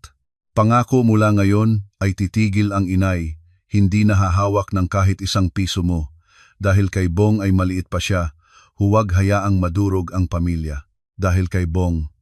Pumintig ako ng malakas, naulol ng malakas ang paa para maalis ang malagkit na kamay na puno ng patis ni Aling Norma sa aking pantalon. Ang galit ay bumugsong muli ng mapait sa lalamunan. Huwag gamitin ang aking anak bilang kalasag. Nang iniwan ng inay siya sa labas sa ulan ng gabi, nanlilim ang mga labi. Nagtitiis inisip ba ng inay na apo siya? Kayo ng anak ninyo ay hindi kinikilala kami bilang pamilya. Itinuturing ninyo ako bilang ATM at katulong para sa walang katapusang pagmamalaki ninyo. Umatras ako, tumayo ng tuwid, huminga ng malalim. Ang masuklam na hangin sa kwartong iyon ay nagpapagana sa akin na magsuka. Dumating na ang oras para tapusin ang nakakakilig na palabas. Ngayon ay hindi ko sinibasib ang mga gamit para magkagalit. Sinabi ko na ang aking sarili. Tinitigan ko ng diretso si Bien. Bawat salita ay malamig at walang emosyon. Sinabi mo na, palalayin mo ako sa bahay kung hindi ko mababayaran ang alak, tama ba? Hindi mo na kailangang palayasin. At tandaan mo rin kung sino ang nakasign sa kontrata ng pagpapaupa ng bahay na ito. Nanlaki ang mga mata ni Bien. Halos mapahilakbot. Inilagay ko ang kamay sa aking bag. Dahan-dahan ang hinango ang isang manipis na folder ng mga dokumento na nakabalot sa waterproof na bag. Inilabas ang puting papel na may makapal na titik, pinuputol ang pahapaw ng mesa, inilayo papunta kay Bien.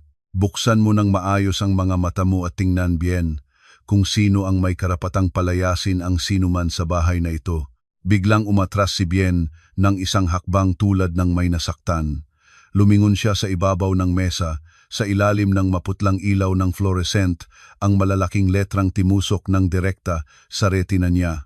Kasunduan ng pagpapaupa ng Apartment Unit 204, pangalan ng nanay sa bahay, Marisol Santos. Ano ito? Naguutal si Bien, nagpataas ng mga mata, itinuro sa papel, ang boses nanginginig ng isang taong nawawala ang kanyang huling sandigan. Kasunduan ng pagpapaupa. Ikaw ang nakasign. Pinandilatan ko ang kamay sa harap ng dibdib ko, ngumisi ng may paghamak. Tama, ako ang nakasign. Sa loob ng 3 taon, mula nang magpakasal tayo, nagmamalaki kang haligi ng pamilya, sinasabi mong inaalagaan mo ang bahay na ito. Pero subukan mong alalahanin sa loob ng 36 na buwan. Nagkaroon ka ba ng araw na inilabas mo ang pitaka at nagbayad ng 6,000 piso na renta nang wala kang ibang dahilan? O ang iyong suweldo ay abala sa negosyo, sa pagbabayad ng utang sa sugal, sa pagbili ng mamahaling alak para sa boss?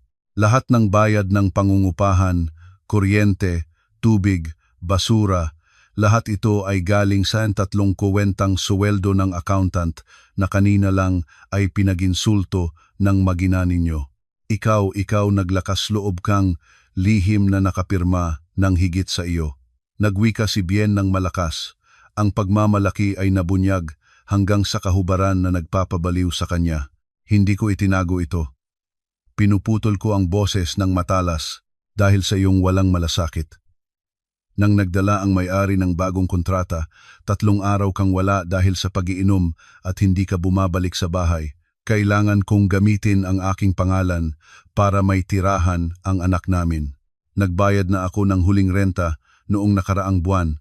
Kaya ang dapat lumabas sa bahay na ito ay hindi ako, kundi ang magina ninyo. Napagtanto ni Aling Norma ang mapanganib na katotohanan. Agad siyang kumapit sa gilid ng mesa at sumigaw ng malakas. Marisol, sira ka ba? Mag-asawa at nagtatalo. Palalayas mo ang asawa, palalayas ang biyenang babae sa gabi sa ilalim ng ulan. Patalim ka iyon. Kapag puminsala ang Diyos, pinalain ang mga nagnakaw ng pambili ng gatas ng apo para gamitin sa sugal. Huwag gamitin ang Diyos dito para takutin ako. Ang masamang karma sa bahay na ito ay ginawa ng sarili mong mga kamay at ng anak mo. Nang makita ni Bien ang inay na humahamon sa pamamagitan ng pagmamalaki at karahasan nang hindi siya magtagumpay, nagbago ang ugali.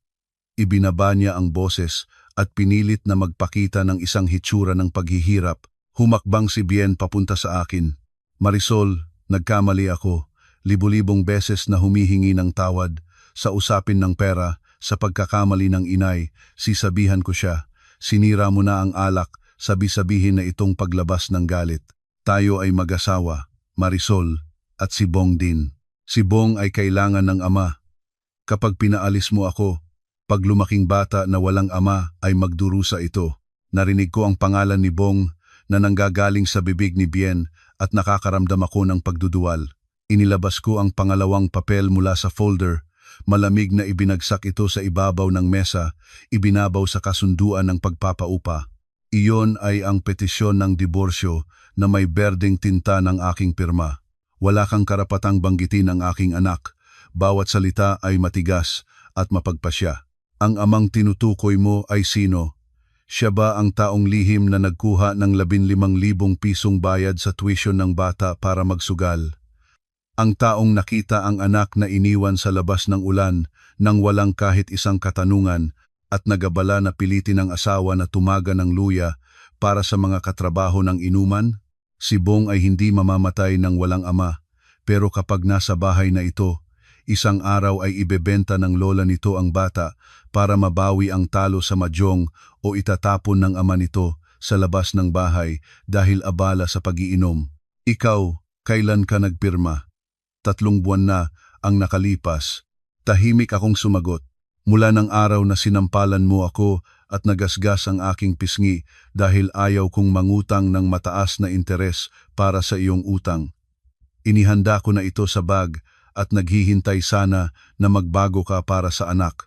Pero ngayong gabi, personal ng magina ninyo na pinutol ang huling sinulid ng pag-asa. Pirma mo na. Nang marinig ni Aling Norma ang salitang diborsyo ay tunay na nagulat. Nalaman niya na kung aalis ako ang gintong puno ng pera, mawawala ang tirahan, pagkain at libreng pambili niya. Ang magina ay magiging walang pera at may malaking utang sa sugal. Gumugulong siya sa sabaw ng alak papunta sa akin, mahigpit na kumapit sa aking pantalon habang umiiyak ng peke. Marisol, nag-aalab sa iyo ang inay. Huwag iwanan si Bien, siya ay tanga. Nakalimot ang inay, ngunit nalalaman na ang sala. Bukas ay titigil ang inay sa mahijong, mananatili sa bahay para alagaan ang apo para makapagtrabaho ka. Anak, ang isang buhay na lalaki ay maraming puna. Tatawanan ka ng lahat, mapapahiya. Umurong ako ng isang malalim na hakbang. Itinupi ng malakas ang basa at patistakak na kamay niya palayo sa gilid ng aking pantalon. Ang mga mata ay malamig na walang anumang alon ng pag-aalangan. Ang mga tao ay hindi nagpapalaki sa akin kahit isang araw, hindi nagbibili ng gamot para sa aking anak kapag may sakit. Hindi ko kailangan nilang isipin kung ano ang pinagtutuwaan nila. Huwag akong salahin, inay. Pumunta sa mahjong ni Lola Bebeng. Ngayon ay pakinggan ninyo ng mabuti. Tiningnan ko ang relo sa aking kamay. Ang maikling kamay ay tumpak sa 8:00 ng gabi. Ngayong gabi ang anak ko at ako ay aalis mula dito. Bukas ng umaga, 8:00, babalik ako sa bahay na ito kasama ang mayari para ibigay ang mga susi. Mula ngayon hanggang sa oras na iyon, ang dalawa sa inyo ay mag-aayos ng mga damit, maglilipat ng gamit, at lilinisin ang maduming larang ng digmaan na ito. Hindi na kailangang magpaliwanag pa. Kung bukas ng 8:00 ay pumasok ako at naroon pa rin ang mga gamit ng magina ninyo, tatawagin ko ang pulis ng barangay para pilitin at isama rin ang video ng pagnanakaw. Ingatan na ang huling piraso ng dignidad ninyo. Pagkatapos ng pananalita, hindi ko na tinignan ang maputing mukha ni Bien o ang pekeiyak ni Aling Norma kahit isang sandali pa. Lumiko ako, mga hakbang na matatag patungo sa kwarto. Bago isara ang pinto, ibinaba ko ang kandado mula sa loob, isiniksik ang pinto, hiwalay ang walang muwang na mundo ng bata sa larangan ng digmaan. Si Bong ay nananatiling nakakululong sa kumot, ang dalawang kamay ay mahigpit na nakatupi sa mga tainga tulad ng aking sabi. Nang nakita niya akong pumasok, binuksan ang malaking mga mata na puno ng luha at iniabot ang dalawang kamay, tumawag, Nanay Marisol. Ang luha ko ngayon ay dumadagsa, pero hindi na iyon luha ng pag-aalboroto, iyon ay luha ng kalayaan. Mahigpit ko siyang niyakap, nag-ipon ng ilang damit ng dalawa sa isang maliit na bag at ibinuhos sa balikat. Tara na, Bong.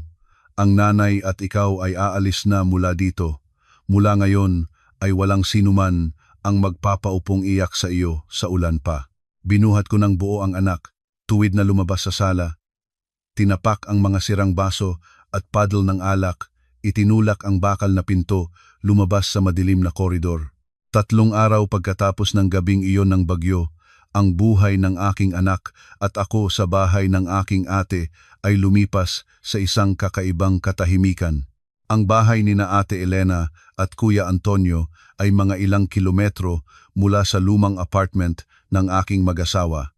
Isang maluwag at mainit na bahay at pinakamahalaga, walang amoy ng usok ng sigarilyo, walang mga palaaway na sigaw at walang kalansing ng mahjong na dumadagsa sa iyong pandinig. Si Bong, matapos na reseta ng doktor at regular na pag-inom ng gamot, kasama ang mga mangkok ng tadyang na laga na personal na niluto ni Ate Elena, ay huminto na ang ubo. Nang Linggo ng umaga, ang ilang mainit na sinag ng taglamig na Maynila ay dumaan sa bintana. Si Bong ay nakaupo, nag-aayos ng Lego sa malambot na karpet ng sala, kumakanta ng mahinahon.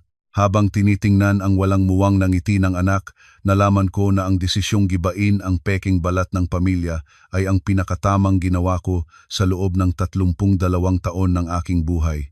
Ang ingay ng doorbell ay malakas at paulit-ulit, sinira ang tahimik. Si Ate Elena, na nag-aayos ng gulay sa kusina, ay agad tumakbo sa koridor. Sinong bata ang nagbebel ng tulad ng humihingi ng utang sa Linggo ng umaga? Hayaan, titingnan ko. Nang bahagyang bumukas ang kahoy na pinto, ang boses ni Ate Elena ay biglang tumaas, mapangasar at puno ng paghamak. Ay, anong mahahalagang bisita? Anong hangin ang nagdala ng biyenang babae at minamahal kong bayaw dito? Hawak ko ang mainit na tasa ng kape, narinig ang boses ni Ate Elena at biglang tumigil. Ang puso ko ay bahagyang nanginig, pero agad na isang layer ng malamig na yelo ang bumabalot sa isip ko. Ibinaba ko ang tasa, dahan-dahan ang lumabas sa pintuan. Sa labas ng pintuan ay si Aling Norma at si Bien. Kung hindi ko personally nakita, mahirap ko makikilala ang 2 taong palaging nagmamalaki sa kanilang dignidad 3 araw na ang nakakaraan. Si Bien ay tila hindi nagahit, pantal ang mga mata, ang plansadong polo ay kulubot. Si Aling Norma naman ay nakadamit ng matandang damit na kupas na, buhok na magulo. Ang mga mata ay nagsisikap na gumawa ng ilang patak ng luha sa sulok ng mata. Sa mga kamay ni Aling Norma ay isang hawak na basket ng prutas. Sumilip ako sa basket at halos tumatawa ng malakas. Isang payat na basket, sa loob ay isang nanlata na saging, ilang tuyong mansanas na nakabalot sa mura, at pulang cellophane na bilhing pabilis sa kanto, siguradong hindi pa aabot ng 100 piso ang halaga.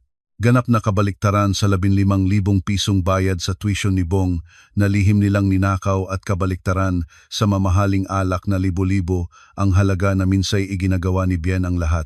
Nang makita akong lumabas, si Aling Norma ay tulad ng nakahanap ng ginto. Iniwas niya si Ate Elena at agad pumunta sa loob ng bahay, agad nagsimula ng pamilyar na palabas na may nagpapanggap na boses. Marisol, inay dito. Ilang gabi na akong gising. Basta isara ko lang ang mga mata ay inaalala ko ang apo at hindi makatulog. Alam ng inay na matanda na, nakalimot at nagkamali. Ngayon ay sinundan ni Bien ang inay para dalhin ang basket ng pinakamainam na prutas para humingi ng tawad sa mga ate roon. Humingi ng tawad sa iyo. Saan ka uuwi, anak? Bumalik ka para sa inay. Sa bahay mo, inay. Pinandilatan ko ang mga braso sa harap ng dibdib ko. Ang boses ay malamig at matalas na puputol sa pekiiyak na nagtatangkang daloy. Ang apartment unit 204 na iyon, nang 8:00 ng umaga ng Sabado ay personal ko nang isinauli ang susi sa mayari. Ang kasunduan na nakapangalan sa akin ay kinansela ko na. Narinig ko na nang dumating ang mayari para palayasin kayo, kayo ni Bien ay nagtatalo pa rin dahil walang nagbabayad ng renta ng bagong buwan. Ngayon ay sinasabi ng inay na bumalik daw ako sa bahay na maldito na pinilitan pang umupa ni Bien ng mabilis. Nang nabunyag ang katotohanan hanggang sa walang natirang pantakip, namula ang mukha ni Aling Norma pagkatapos ay natigilan. Ang tampak na bagay na ito ng katotohanan ay mas masakit kaysa sa anumang panapanahong pagmumura. Ang magina ay walang pera. Ang suweldo ko bilang accountant ay pinutol na. Ang credit card ni Bien ay puno ng utang at inaanods ng mga nagpapautang na may interes. Nang wala na akong tumatagay para alagaan, ang peking mataas na estatus ng magina ay bumagsak sa loob ng isang gabi. Si Bien na nakatayo roon, nang nakita ang ina na napahiya ay naghakhak ng lalamunan. Ang ugali ng pagmamalaki na nakatanim sa dugo ay hindi pinahihintulutan siyang ganap na yumuko kahit na kailangan niyang pumunta para lumuhog sa asawa. Nakunot ang kilay niya at nagpahayag ng kahulugan ng pagtuturo. Marisol, ang inay ay naglakbay ng malayo para pumunta rito, mahinahon na naghingi ng tawad. Bilang asawa ay kailangan mong maging makatuwiran kahit kaunti. Ang mga babae ay hindi dapat basta na lang umalis at magdala ng mga gamit sa tuwing may tampuhan. Nagpaupa na ako ng isang silid-bahayan malapit sa industrial park, maliit man ng kaunti, pero ang mag-asawa at anak ay magkakasama sa kabuhayan. Kuya Bien, humakbang ako ng isa. Ang mga mata ay direktang nakatutok sa taong nagpapakunwaring mataas ang kalidad. Itigil na ang kantang iyon na magiging suweldo bukas. Bukas ba magiging suweldo si Bien o bukas ba ay matatanggal sa trabaho si Bien dahil ang mga nagpapautang na may interes ay pumunta sa pintuan ng management at nagwawala? Huwag isiping hindi ko alam na iyon.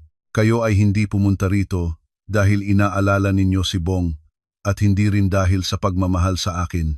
Kayo ay pumunta dahil ang inyong ATM ay huminto na sa pag-iinupit ng pera at dahil ang mga nagpapautang ay nagtatawag sa inyo araw-araw. Tama ba? Bakit ganyan ang pagsasalita mo sa asawa mo? Nagbago ang tono ni Bien, mahigpit na nagsalita. Kung nasa bahay sila, siguradong sinalpal na niya ako. Pero ito ay bahay ni Kuya Antonio at Ate Elena, kaya kailangan niyang ngumulit ng galit sa sikmura. Nakita ni Aling Norma ang lumalalim na tensyon. Inibaba ng mabilis ang basket ng prutas. Naunawaan niyang wala na siyang kayang manalo laban sa aking pagiging matalim at ang kapangyarihan ng biyenang babae ngayon ay mas mababa pa kaysa sa nanlata na saging. Isang paraan lang ang natitira para atakihin ang pinakamahinang punto, ang pinakamalambot na puso ng sinumang babae ang anak. Ang mga mata niya ay mabilis na lumingon sa sala at tumigil kay Bong na nakaupo sa malambot na karpet. Bong, apo ng Lola Norma. Sumigaw ng malakas si Aling Norma. Iniwan kami ni Ate Elena. Nagmamadaling patungo kay Bong. Iniabot niya ang dalawang kamay. Ang mukha ay nagpapanggap na puno ng luha, parang yakapin ang bata. Naaalala ka ba ng Lola Bong? Nagdala ng mansanas na masarap si Lola para sa iyo. Halika sa Lola, sabihin kay Nanay Marisol na ayusin ang mga gamit para makauwi tayong lahat. Si Bien ay agad sumunod sa ina. Lumuhod siya sa isang tuhod sa sahig, iniabot ang nanginginig na kamay patungo sa anak. Ang mapanghabag at dramatikong boses ay perpektong nagawa. Bong, halika sa braso ng tatay. Humihingi ng tawad si tatay dahil abala sa trabaho at hindi nagbigay ng oras. Sinabihan si Nanay Marisol ng tatay, ngunit galit siya. Sabihin ng anak na patawarin ang tatay ha. Kung walang pagmamahal ng tatay ay magiging mahirap para kay Bong, hindi tayo maaaring mabiyak na pamilya. Si Aling Norma ay sumugod tulad ng hangin, ang dalawang kamay ay nakabukas, ang bibig ay walang tigil na nag-iimpluwensya. Apo ng Lola halika. Nagmamalasakit ang Lola kay Bong. Si Bien ay lumuhod din sa isang tuhod sa karpet, nagpapakita ng mukha ng nagsisising ama at inaabot ang mga kamay para salubungin ang anak na palulusong sa kanyang kandungan. Kung mga estranyo ang dinakaalam ng kwento, makikita ang larawan na ito maaaring matubigan ng luha sa malalim na pagmamahal ng lola at ama. Pero sa aking mga mata, iyon ay isang murang palabas lamang, isang desperadong pagtatangka para pigilan ang gintong punong tinatawid na ng pabayo. Tumayo akong may yakap sa mga braso, hindi humakbang para hadlangan. Gusto ko sanang makita sa gitna ng mga peking luha at mga matamis na salita kung ano ang reaksyon ng aking batang 4 na taong gulang. Ang mga bata ay ang pinakatotoong salamin ng pagmamahal na kanilang natanggap. Si Bong ay masayang nag-aasikaso ng kanyang pulang Lego na sasakyan. Nang marinig ang malakas na pagtatawag ng lola, biglang natinag ang bata. Ang maliit na braso na humahawak ng piraso ay huminto sa gitna ng hangin. Itinaas ang malilim na maitim na mga mata para tingnan si Aling Norma at si Bien na mabilis na lumapit. Walang sigaw ng kasiyahan, walang maluwag ng ngiti o pagyakap sa leeg ng lola tulad ng ibang mga bata kapag nakikita ang mga mahal sa buhay. Binuksan ni Bong ang mga mata ng maluwag, ang mga balintataw ay bahagyang kumiit, isang gulat ang sumalpak sa walang muwang na mukha. Nagmadali ang bata na umurong, ang puwet ay dumulas sa malambot na karpet, lumayo ng palayo sa sulok ng sofa tulad ng isang maliliit na ibon na sumusubok na takasan ng agila. Ang 2 maliit na kamay ng anak ay agad nagipon ng Lego at mahigpit na iniyakap sa dibdib para protektahan ang sarili. Hindi maglalaro si Bong sa lola. Naguutal ang bata, nanginginig ang boses, ang mga mata ay lihim na tumingin kay Aling Norma at pagkatapos ay lumipat kay Bien. Nangako ang lola na bibili ng pritong saba pero hindi binili. Iniwan ni lola si Bong sa labas ng gate ng paaralan sa dilim. Kinagat ng lamok, nakatakot na si Bong. Ayaw nang sumama ni Bong sa lola. Ang malabo, pira-pirasong salita ng isang batang 4 na taong gulang ay tulad ng isang galong malamig na tubig na tumama sa mukha ni Aling Norma at ni Bien, niyeyelo ang kanilang peking ngiti at mga kiwi-kiwi na luha. Natigilan si Aling Norma. Ang 2 kamay na nakabukas sa hangin ay biglang naging labis at napakatangkad na walang kabuluhan. Si Bien ay natigilan din. Ang ngiti ay biglang nawala sa labi, nalilito ang pagtingin sa anak na umiiwas sa kanya tulad ng nakakahawa. Ay Bong, nakalimot ang lola ng kaunti lang. Ngayon ay nagdala ng masarap na mansanas para sa iyo, masarap na mansanas. Halika ka. Nagsikap si Aling Norma nang may pag-aatubiling maibalik ang kaunting dignidad, itinuro ang basket ng prutas na payat. Ayaw ni Bong ng mansanas ng lola. Kinuha ng lola ang pera ni Nanay Marisol para sa madyong. Umiyak si Nanay Marisol. Ayaw ni Bong kay Tatay Bien na sinisigawan si Nanay Marisol. Bong ay mananatili rito kasama si Ate Elena. Napabulalas ng iyak si Bong. Puno ng luha ang mukha. Agad tumayo. Tumakbo patungo sa akin. Niyakap ng mahigpit ang aking paa at itinago ang nagapaw na mukha sa likod ng aking damit. Ang puso ko ay tulad ng pinipiga ng nagmamahal sa anak at kasabay ay isang kakaibang kasiyahan. Yumuko ako. Dahan-dahan ang pinabating ang ulo ni Bong. Binuhat ang anak ng mataas at patuloy na pinalo ang likod ng bata para aliwin. Nandito si nanay, si Bong ay matapang, hindi kagagalawin ng sinuman. Itinanghal ko ang ulo, ang malamig na mga mata ay nakakulong kay Bien at kay Aling Norma. Narinig na ba ng 2? Bawat salita ay mahigas at matalas. Kahit ang isang batang 4 na taong gulang, alam nito kung sino ang tunay na nagmamahal sa kanya, kung sino ang umiwas sa kanya sa kalsada. Iniisip ba ninyo na ang ilang payat na mansanas at ilang peking luha ay maaaring burahin ang gabing iyon sa maulan at malamig na gabi? Ginagamit ng inay siya bilang kalasag para itago ang pagkamakasarili ng inay. Ginagamit mo siya bilang pananggalang para protektahan ang iyong pagmamalaking haligi ng pamilya. Pero nakalungkot kahit ang kalasag na iyon ay tinanggihan na kayo. Nang ang sariling apo ay tumangging lapitan siya sa harap ng pamilya ng manugang, ang hiya ay umabot sa rurok. Hindi na mapigilan ni Aling Norma ang magmukhang nagsisisi. Ang ugaling asal at masamang ugali ay muling bumalik. Umatras siya ng 3 hakbang palayo sa gitna ng sala pagkatapos ay bumagsak ng maingay sa sahig sa magandang pinong sahig ng bahay ng aming pamilya. Ang 2 kamay niya ay humampas sa mga hita ng paulit-ulit, ang buhok ay nakakalat at gustong-gusto pa rin niya ang mga ito. At pagkatapos ay ang klasikong awit ng pandaraya ng mga taong wala ng matuwiran, malakas at matalim na nagsimulang umawit. Inay ko naman lupa at langit, mga kapitbahay, halika't tingnan ninyo ang bahay na ito na gumagamit ng kayamanan para abusuhin ang mahirap na matanda. Binibintangan nila ako ng pagnanakaw. Pinaalis nila ang biyenang babae sa bahay ng sariling anak. Ay nako, puso ko naman. Ang dugo ko ay tumataas. Mga kapitbahay, tulungan ninyo ako. Sabay-sabay niyang isinagawa ang lahat, sumisigaw at umuundayundoy, luha at sipon ay magkasamang dumadagsa sa mukha niya. Ang lakas ng ingay ay para marinig ng mga kapitbahay sa labas at magtakbo para makialam. Naisip niya na ang mga taong may trabaho sa gobyerno at may edukasyon tulad ni Kuya Antonio at Ate Elena ay labis na natatakot sa tsismis, natatakot na mapag-usapan ng mga kapitbahay, kaya't kapag nagingay ng labis ay puwersahang susuko ang mga ito.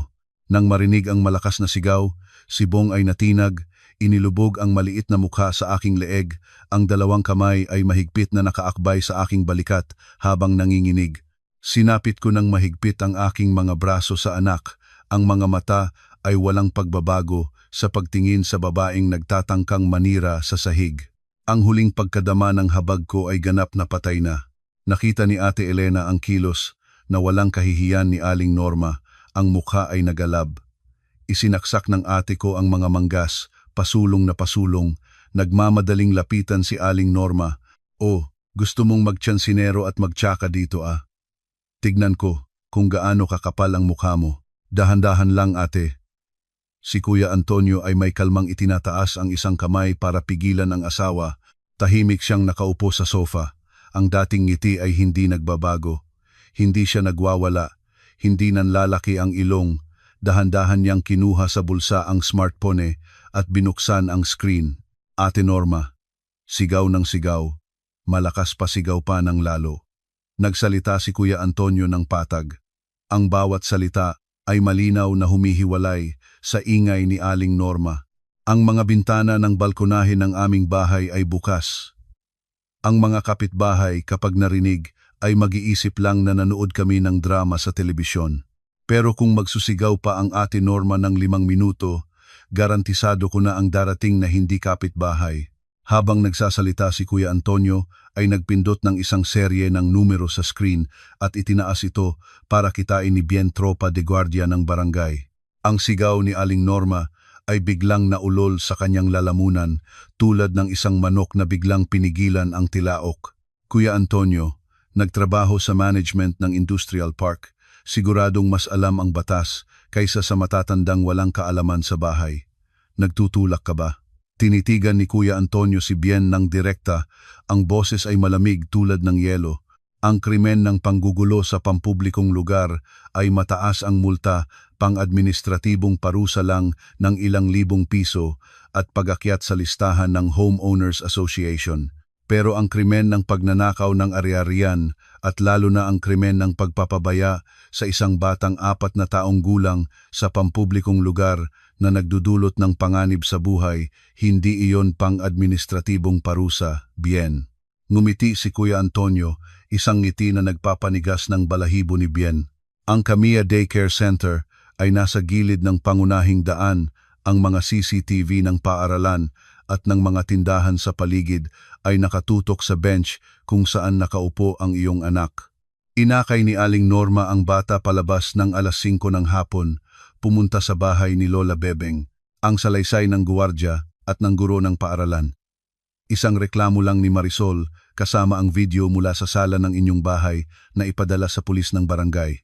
Aling Norma, dahil sa edad ay pwedeng mamalagi sa labas habang naghihintay ng kaso, pero ikaw, huminto si Kuya Antonio ng isang sandali. Ang mga mata ay nagtatagos sa duwag na nagtatago sa loob ni Bien. Isisumbong ka sa kasong kasabwat sa pagnanakaw, paggamit ng ninakaw na pera, pag-aabuso sa asawa at anak. Ang iyong reputasyon bilang kawani sa management ay siguradong ipagdiriwang ng buong opisina, hindi ba? Sa oras na iyon ang boss mo ay hindi lang tatakbo tulad ng gabing Biyernes noong 1 linggo, ang desisyon ng pagpapatanggal ay nasa mesa ng trabaho mo na. Bawat salita ni Kuya Antonio ay pumatak tulad ng palakol na tumpak sa kaluluwa ni Bien. Ang pagmamalaki, ang tungkulin, ang pinagkakakitaan iyon ang mga bagay na mas mahalaga kay Bien kaysa sa buhay. Ang mukha ni Bien ngayon ay walang ni isang patak ng dugo, asul-asul, hindi maputol kahit isang patak. Ang takot na walang katapusan ay malinaw sa mga maputing mata niya. Alam niya na hindi nagbibiro si Kuya Antonio. Isang taong nagtatrabaho sa gobyerno at nagsasalita ng may katiyakan ay siguradong kaya niyang gawin ang nasabi. Inay, tumahimik ka agad, tayo na. Sumigaw si Bien. Ang boses ay gumuho dahil sa gulat. Inihagis niya ang basket ng prutas sa sahig. Mga mansanas ay gumugulong sa maayos na sahig. Agad siyang lumundag, humawak sa braso ni Aling Norma. Hinila ang babae na nakaupo sa sahig, pinaakyat ng marahas. Aray, Bien, masakit, dahan-dahan. Nagaatubiling nagsalita si Aling Norma, ang mapagpasyang bibig ay naguutal, ang dalawang paa ay aligalig na sumusunod sa lakas ng paghila ng anak. Ang mapaghanggang ugali ng panggagaway ay biglang nawala, walang natirang bakas. Sa pagbanggit ng barangay, kahit ang matandang mapanlinlang ay natakot hanggang sa puso. Inakay ni Bien ang ina palabas ng pintuan, ang hitsura ay malungkot, naghahanap-hanap tulad ng mga daga na inilabas sa liwanag. Bago tumawid sa pintuan, ang huling pagmamalaki ay sinisubok pang humikayat kay Bien na lumingon sa likod.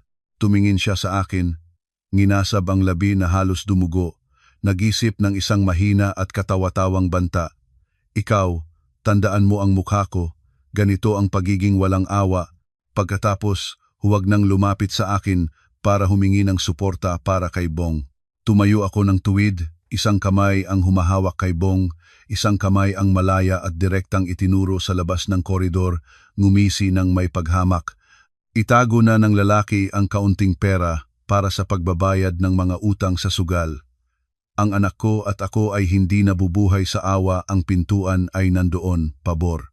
Nginasab ni Bien ang ngipin at hindi na naglakas loob pang tumugon kahit isang salita. Itinunganga niya ang mga mata, inakay si Aling Norma at mabilis na lumabas sa koridor.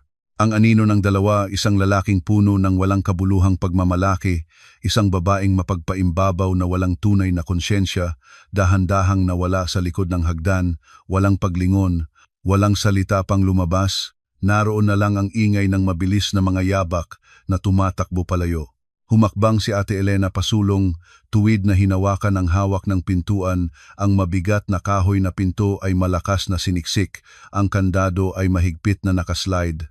Ang tunog na iyon ay tuyo at malakas, pero para sa akin ay ang pinakamagandang tunog na aking narinig sa loob ng 3 taon. Iyon ay ang tunog na nagpapahayag ng katapusan ng nakakakilig na kabanata. Iyon ay ang panghuling tuldok sa pekeng kapangyarihan ng mga mapanira. Tumayo ako sa gitna ng sala, huminga ng malalim, ang hangin sa loob ng bahay ay bahagyang amoy ng chrysanthemum, walang usok ng sigarilyo, walang amoy ng patis, at walang nakakaapak na manipulasyon. Yumuko ako at hinalikan ang dulo ng ilong ni Bong. Tapos na, anak, ang mga halimaw ay naitaboy na, bulong ko.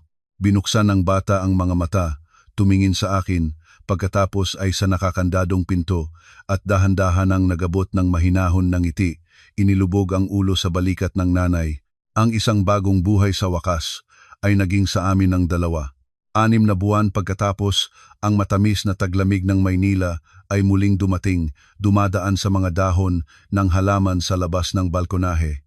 Pero kaiba sa nakakatakot na lamig ng gabing ulan, ng kalahating taon na ang nakalipas, ang hangin sa loob ng maliit na apartment na bago kong inupahan ay napakainit at maginhawa.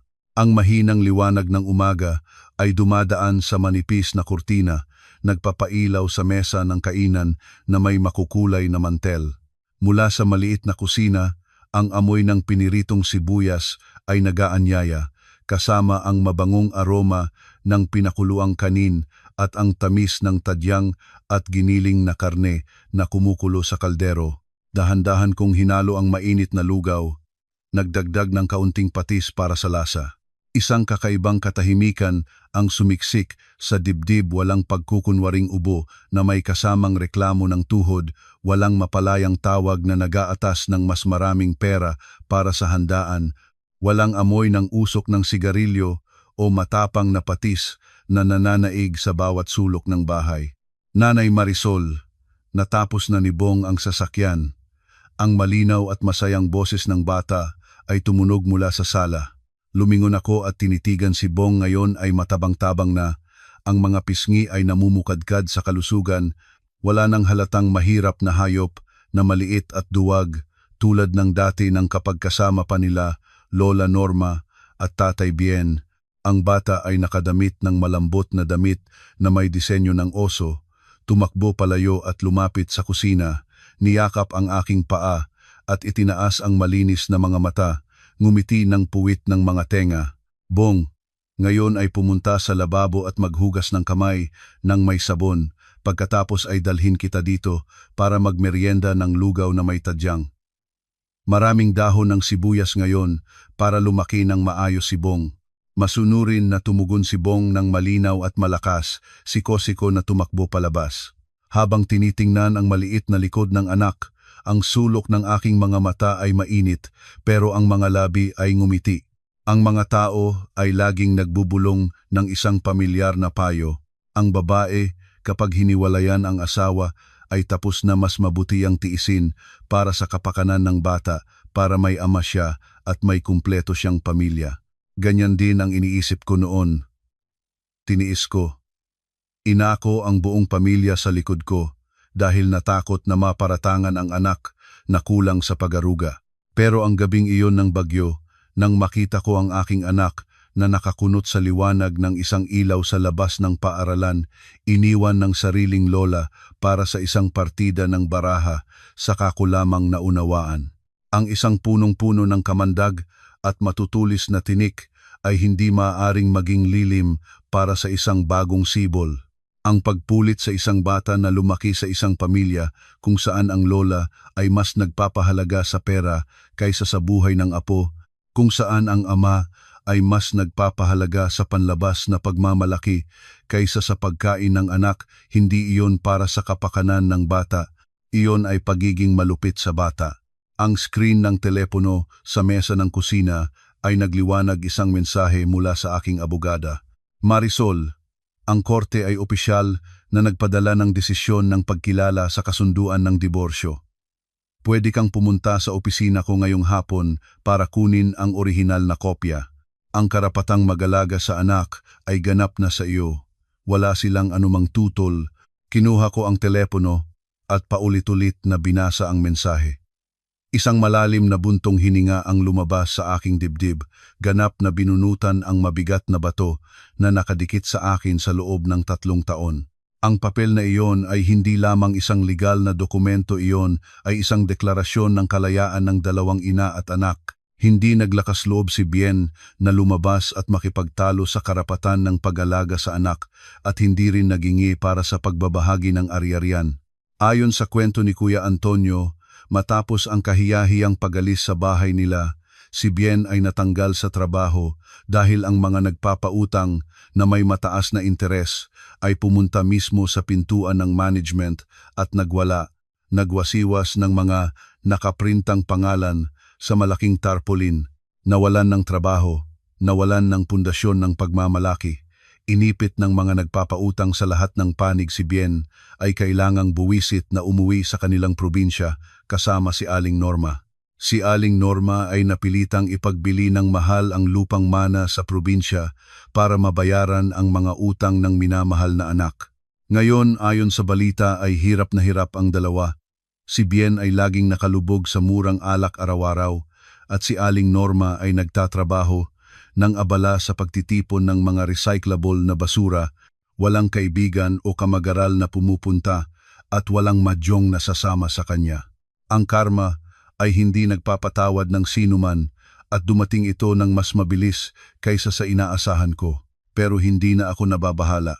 Ang buhay nila mula sa gabing iyon na pinagsirang bote ng alak ay ganap na nawalis mula sa aking isipan. Kinuha ko ang maliit na mangkok at nilagyan ng lugaw, binubuhusan ng mga dahon ng sibuyas na manipis na hiniwa at ilang piraso ng malambot na tadyang. Ibinigay ko ang mangkok at inilagay sa mesa ng kainan. Si Bong ay nakaupo ng maayos sa upuan, hawak ang kutsara. Mainit ang lugaw. Si Bong ay humihip ng puu-puu bago kumain ha. Ang batang lalaki ay kumuha ng isang maliit na kutsara ng lugaw, iniabot ang mga labi para humihip ng puu-puu, pagkatapos ay inilagay sa bibig at nginuya ng masaya. Ang lasa ng karne at buto, ang mabangong aroma ng kanin ay nagpapaluwag sa mukha ng bata ng labis na kasiyahan. Ang lugaw ni Nanay Marisol ang pinakamasarap sa buong mundo. Thumbs up si Bong para sa nanay. Natawa ako ng malakas. Inalis ang isang kulot na buhok sa noo. Dumaan ang sinag ng liwanag sa bintana, nagpapabagong buhay sa maliit na kusina. Para sa mga kababaihan, mga asawa, mga ina doon sa labas, ang pagmamahal sa pamilya ay ang pinakabanal na bagay, pero huwag hayaang ang dalawang salitang sakripisyo ay gawing kasangkapan ka ng pagkamakasarili ng iba. Ang isang bata ay hindi nangangailangan ng malaking bahay o ng mga mamahaling bote ng alak na nakapatong sa maliwanag na istante para patunayan ang pagmamalaki ng kanyang ama. Ang kailangan lamang ng isang bata ay minsan isang mainit na yakap na hindi aabandonuhin sa kalagitnaan ng bagyo at isang simpleng mangkok ng lugaw na puno ng tunay at buong pagmamahal. Ang lugaw na iyon ay kinakain ng aking anak ngayon at ito ay sobrang sarap. Kung naramdaman ninyo ang inyong sarili sa kwentong ito at nais ninyong marinig ang marami pang mga kwento ng buhay, mga nakatagong panig ng pamilya totoo, puno ng suspense, pero puno rin ng pagpapahalaga sa tao, huwag kalimutang mag-subscribe at ion ang bell notification. Bawat like at komento na nagpapahayag ng inyong damdamin ay ang pinakamalaking motibasyon para patuloy akong magdala ng mas magagandang kwento. Maraming salamat, paalam muna at hanggang sa susunod na kabanata. Nawa ang lahat ng ating pamilya ay palaging nasa kapayapaan, kalusugan at kaligayahan.